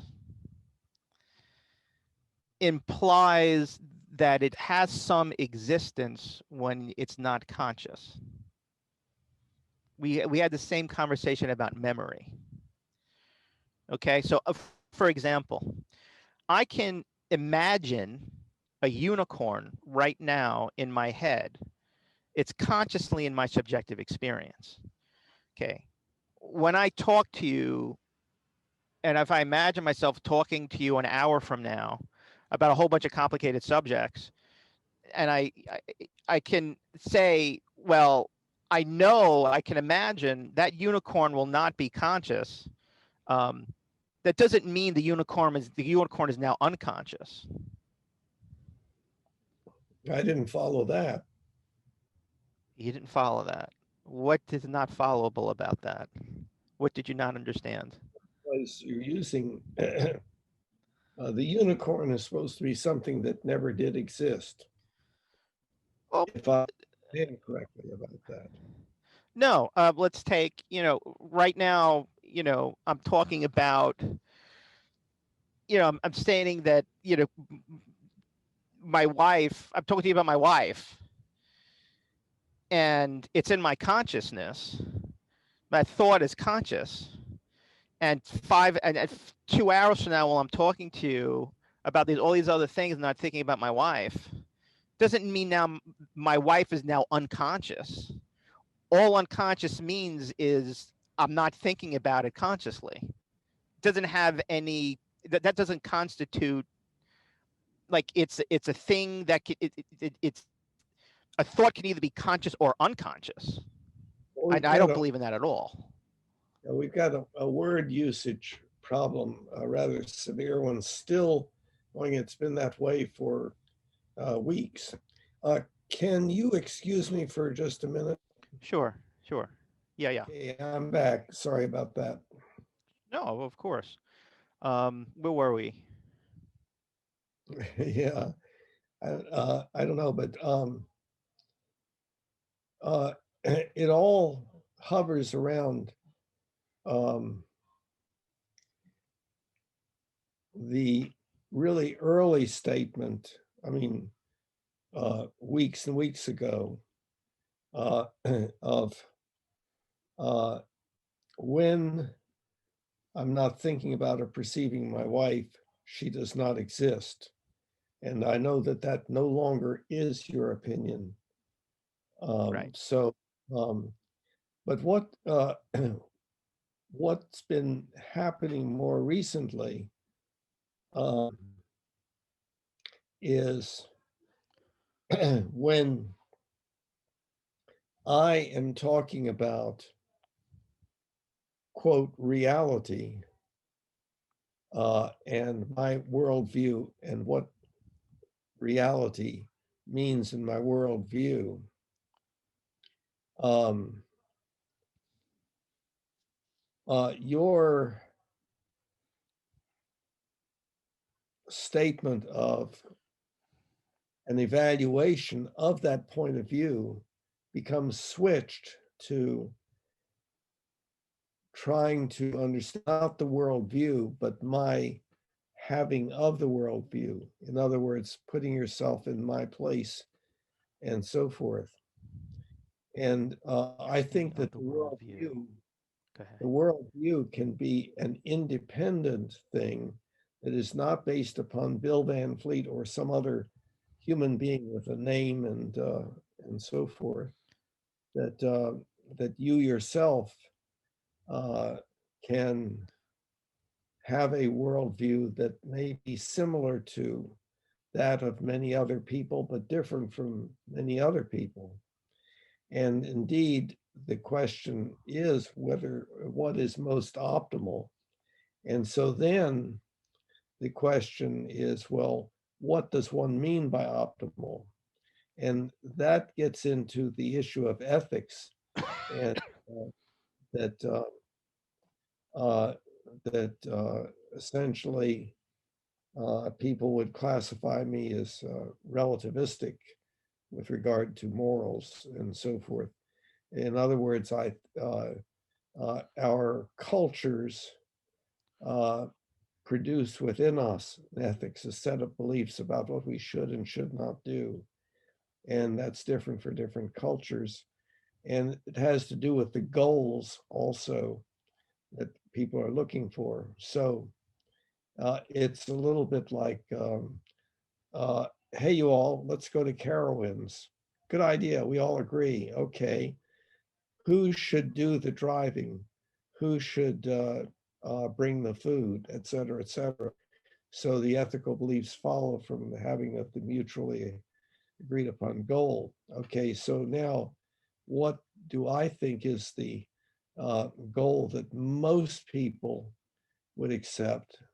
Maybe you would not, is that we should have as little pain, suffering, disability, and early death as possible, and as much joy, contention, and appreciation as possible, as well as helping our species to survive.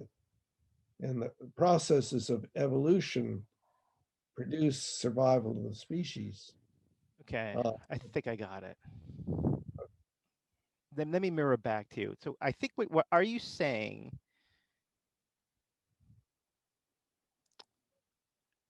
I believe that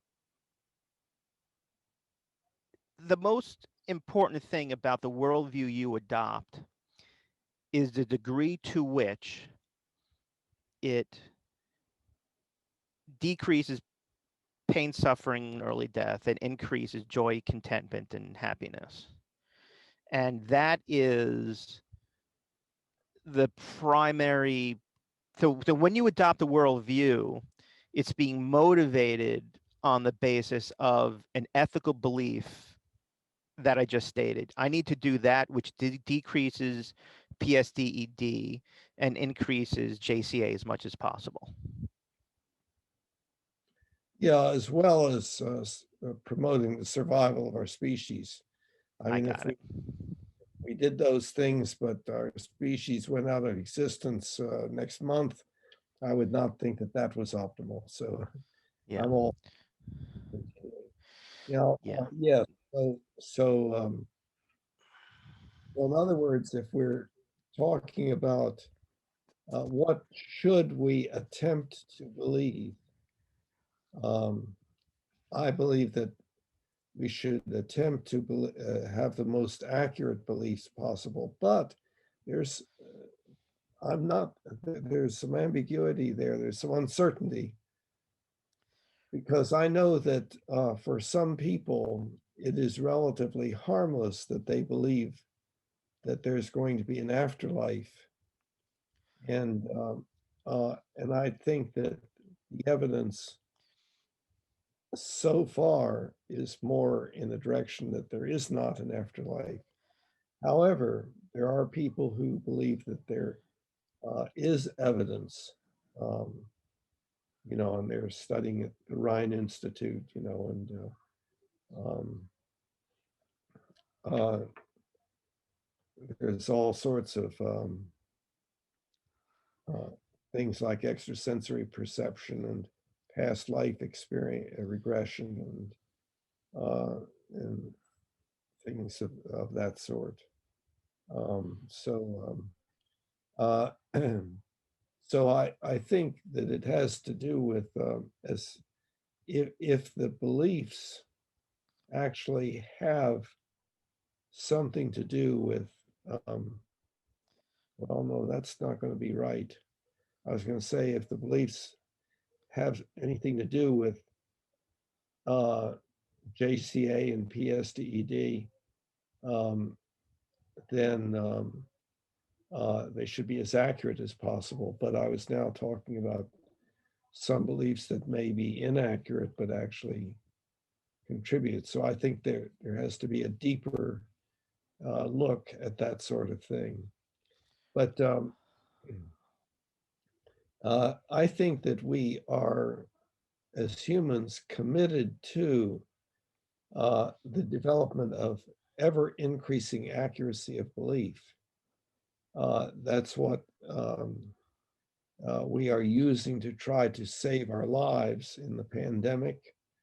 And that's what we're using when we have ideas about the best kind of government and so forth and so on. And so that's becoming, more built into our culture. So accuracy of belief, I think, is a very important value to have. In other words, having as accurate beliefs as possible.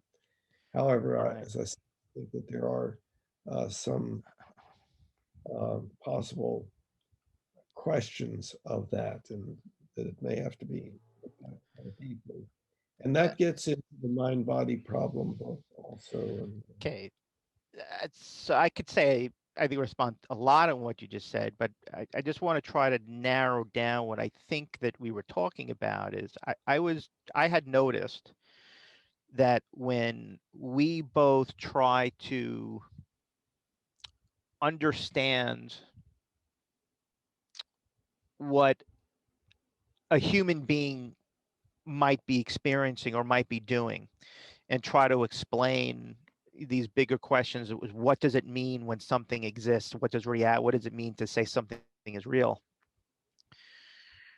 I'm claiming that it's best to take a certain point of view. And that point of view is to imagine yourself in their subjective experience. And that is just all I'm saying there, because I think that is something where is a real difference between both of ours, the way we go about trying to understand these ideas. I consistently take the point of view of imagining myself in someone else's subjective experience to the point of claiming that nothing else other than that exists. But when you try to understand, you take a different point of view. You take the point of view that there is the person's subjective experience, and then there's something called reality. I'm going to step outside that person's subjective experience, see both of those things, see what's really going on here, and then see if this person is accurate or not with what they believe.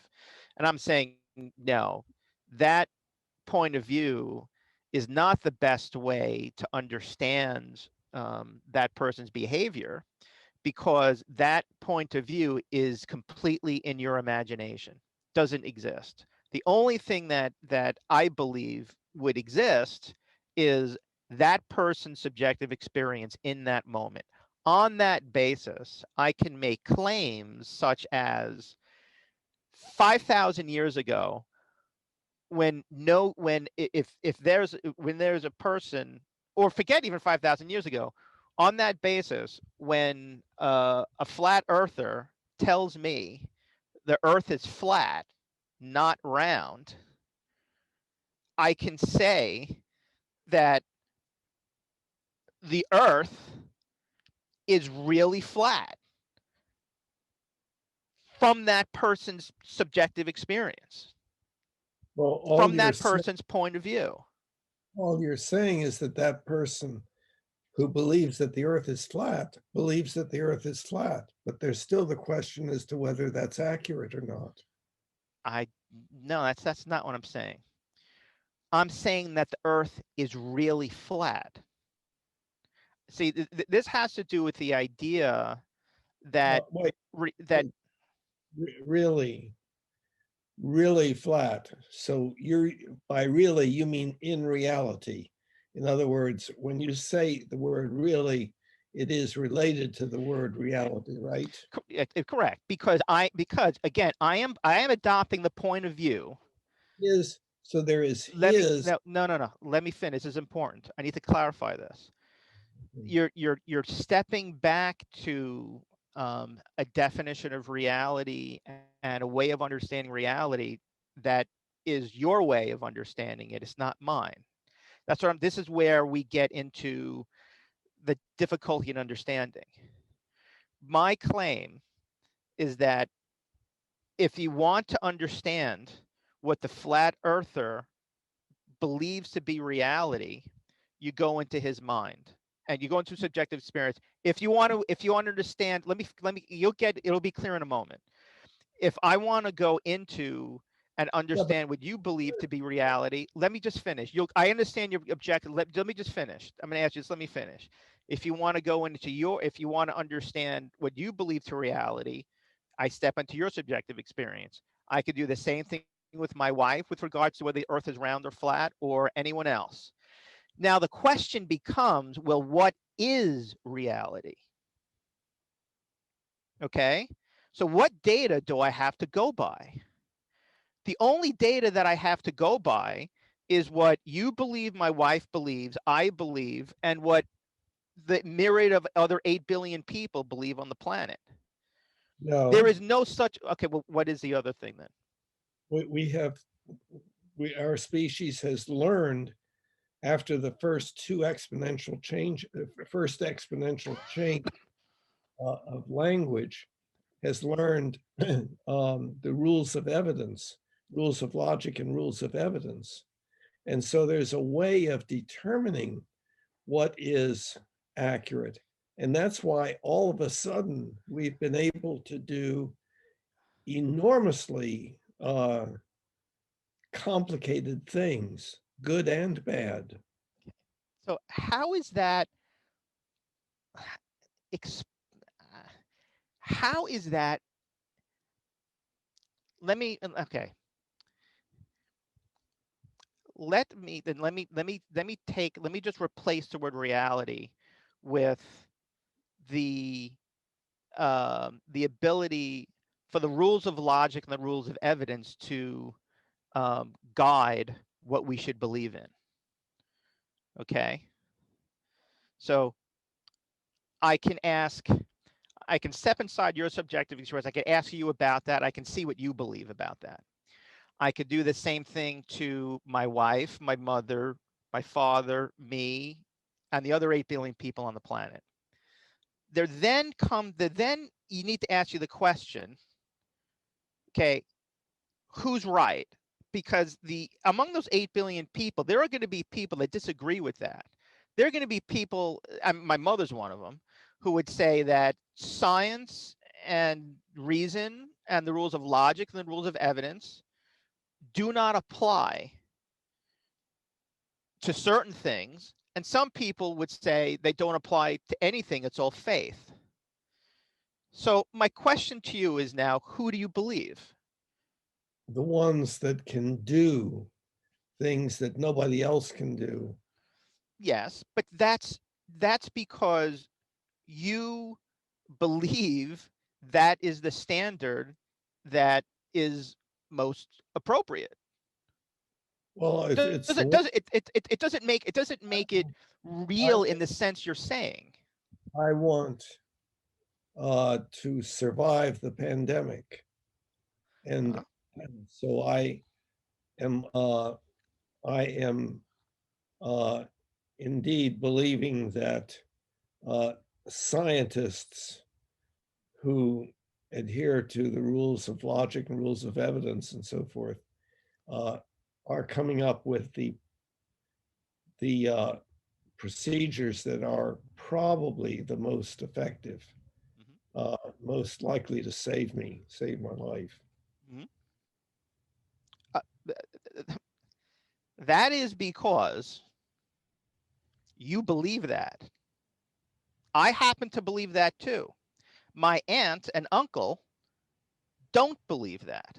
Who's Right. right? Let me go to even more specifically. Who's right when I get the vaccine and I think it's 95% effective. I'm one of the 4% where it's not effective and I die. So from my aunt's point of view, her belief system was just strengthened. What I'm getting back to is that I don't believe you can argue this as anything other than belief. People can have inaccurate beliefs. What does it mean to have an inaccurate belief? How do you show it's inaccurate? And an inaccurate belief leads to predictions that fail. According to your belief system, According to the definition. which you believe in. It's your belief. Your belief in the power, which I share with you, the power of logic, evidence, and testing hypotheses to see if they work out, constitutes evidence of reality because you believe that, Not because I believe that, it's just that not because you believe that. what we have observed is that the more accurate beliefs we have, the stranger things we can do, go to the moon, and so on. I I don't understand. I'm having very difficult time understanding how it is that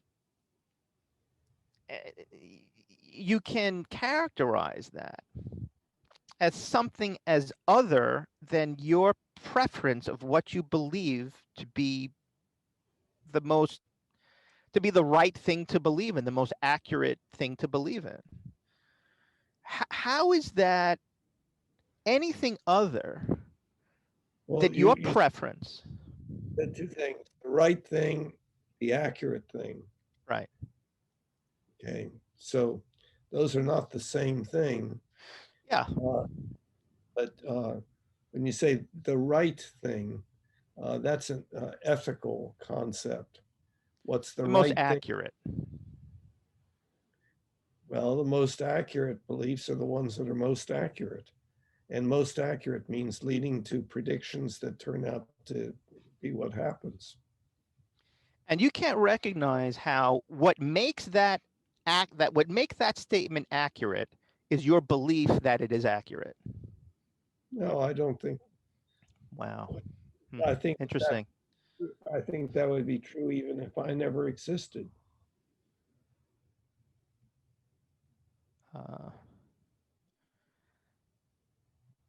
can you demonstrate to me in any way how that is something other than your belief? Well, I can only I can only say to you what I believe. Now, when you talk about demonstrate, I think you're talking about uh, based upon what axioms. And we've talked about that in the past. And Well, yeah. my worldview is my set of axioms. Right, which you believe in. See, what I think is happening here is there's a for some reasons I don't fully understand. I think when I ask you to demonstrate it, you kind of say I can't because it's my belief. And then when I ask you and I kind of make an inference on that basis, that kind of, well, what makes your belief more accurate than someone else who believes something different? And you say, well, because it's just accurate. It's just, this is the way it is. So on the one hand, you're saying what you believe in is just your belief. And on the other hand, you're saying your belief is actually the way it is. These seem contradictory to me.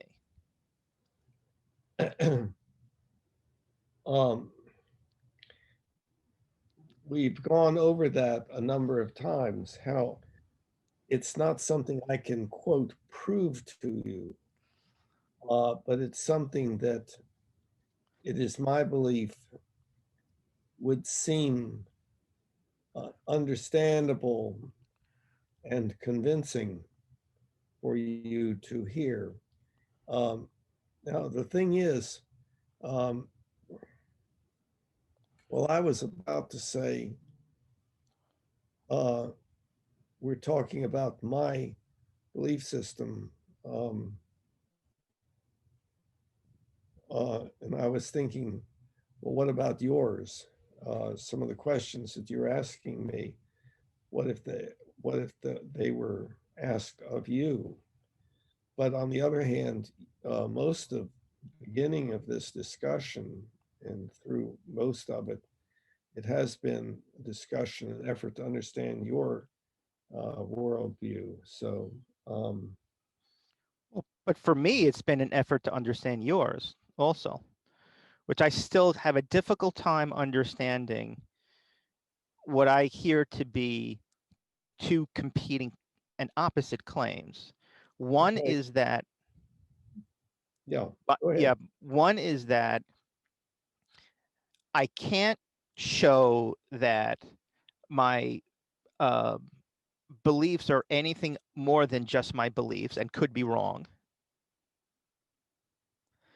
And then on the other hand, you're saying when posed in a certain context, you say, I hear you say something different. I hear you say, well, my beliefs are not just my beliefs, they're the way it is. They're accurate. It's reality.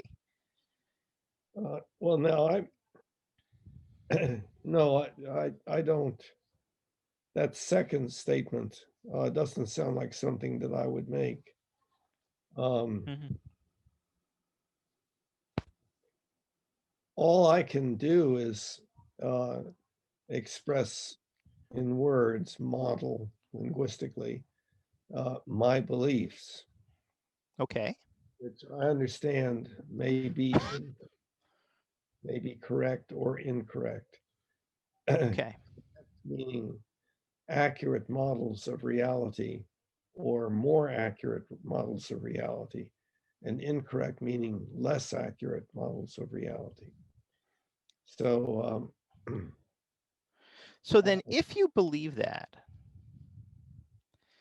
then how can you say what I understand you to say in other sentences, that the way you can understand what is the way you can show that there is something outside of your subjective experience is your ability to predict and have inaccurate beliefs. When you talk about that, Bill, you're not, I don't hear you stating it, that's saying like, well, that's my belief and I could be wrong. I hear you saying that constitutes a unequivocal like evidence that something exists outside your subjective experience, rather than saying that's just what I believe.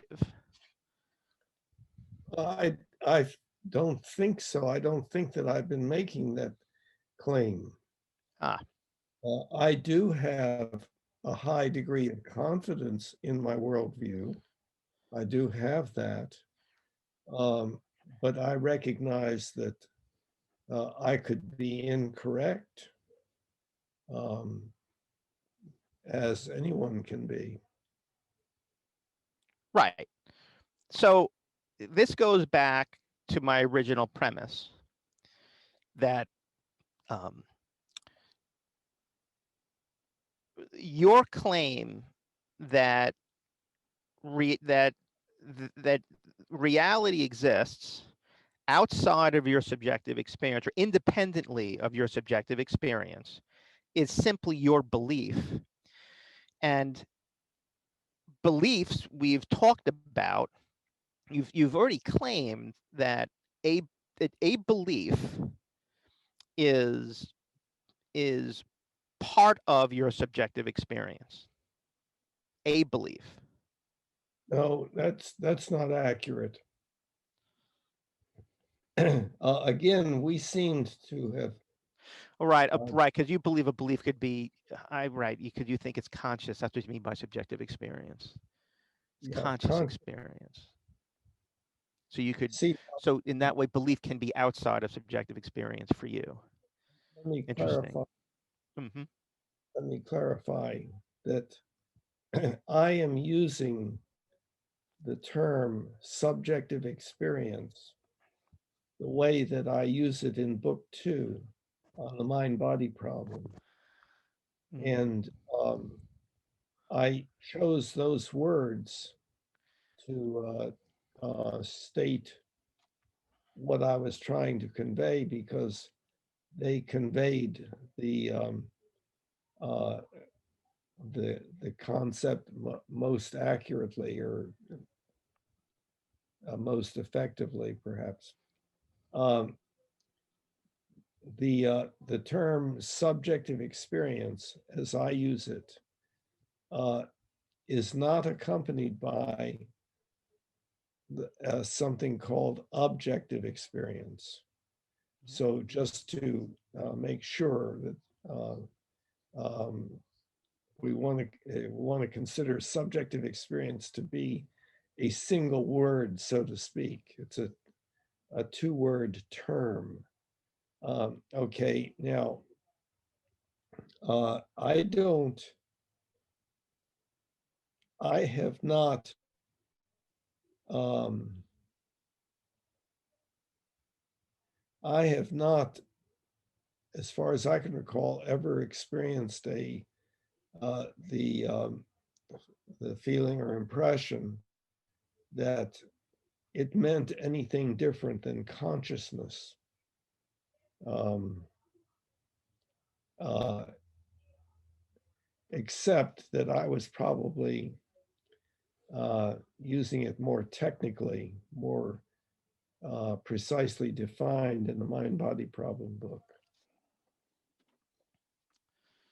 Okay. The books are free on the website, by the way, humanianity.com. Okay. So I think I can still get my point here. Um, all right. Let's consider unconsciousness. The unconscious is not part of subjective experience. My question to you then is is therefore the unconscious, does the unconscious exist? Does the unconsciousness um, exists naturally, or does it exist supernaturally inside something we would call the mind? Okay. Um, the word exist has multiple meanings, and there are things that exist by definition only.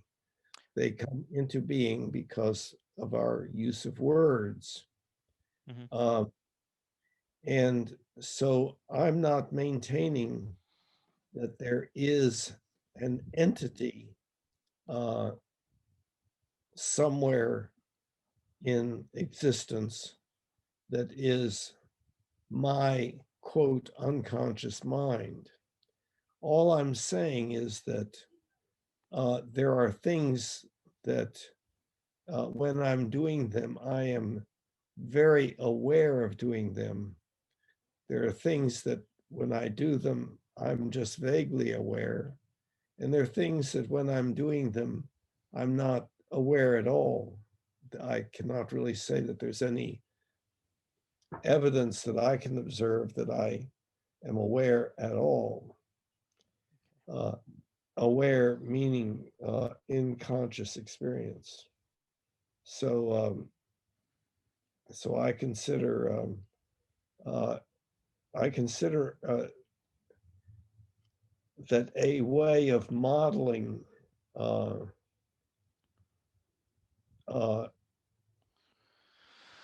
that part of reality that is the human being and other species of animals.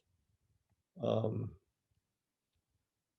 the way of modeling that works the best, I think I've lost the train there, would be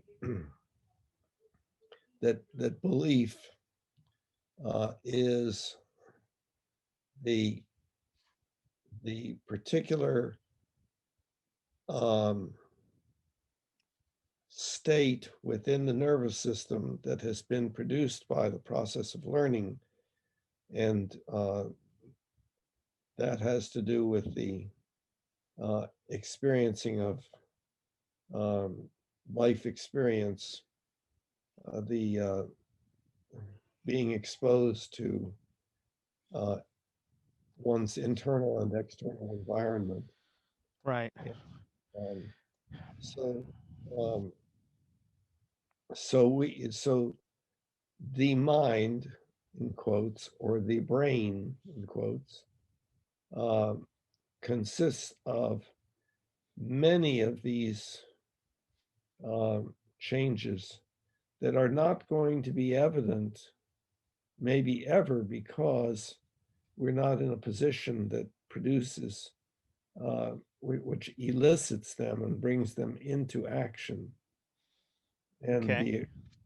the uh, the basic All right, example buddy. is the rat that learns food is to the right in the maze has that belief, but it's never put back in the maze. So that belief never becomes activated again. This Activated. is, yeah, I think this is something I'm noticing the time. I really got to run. But, and also I think Zeus is going to about to throw up. So I want to take him out of my car. But um, I think we need to talk about unconsciousness next time. Okay. This is and what constitutes subjective experience, because this is also an area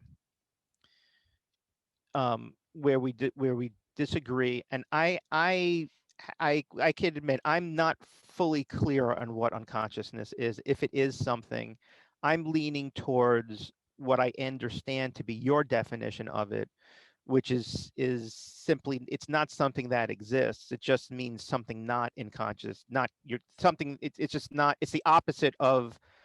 It's something you can imagine, doesn't really exist. It's part of your imagination that you imagine to be something other than what you're consciously aware of. But I'm not fully clear what it is. And I think that has a lot of implications to our coming to an agreement about beliefs, because you have claims that a lot of beliefs are something we would call unconscious.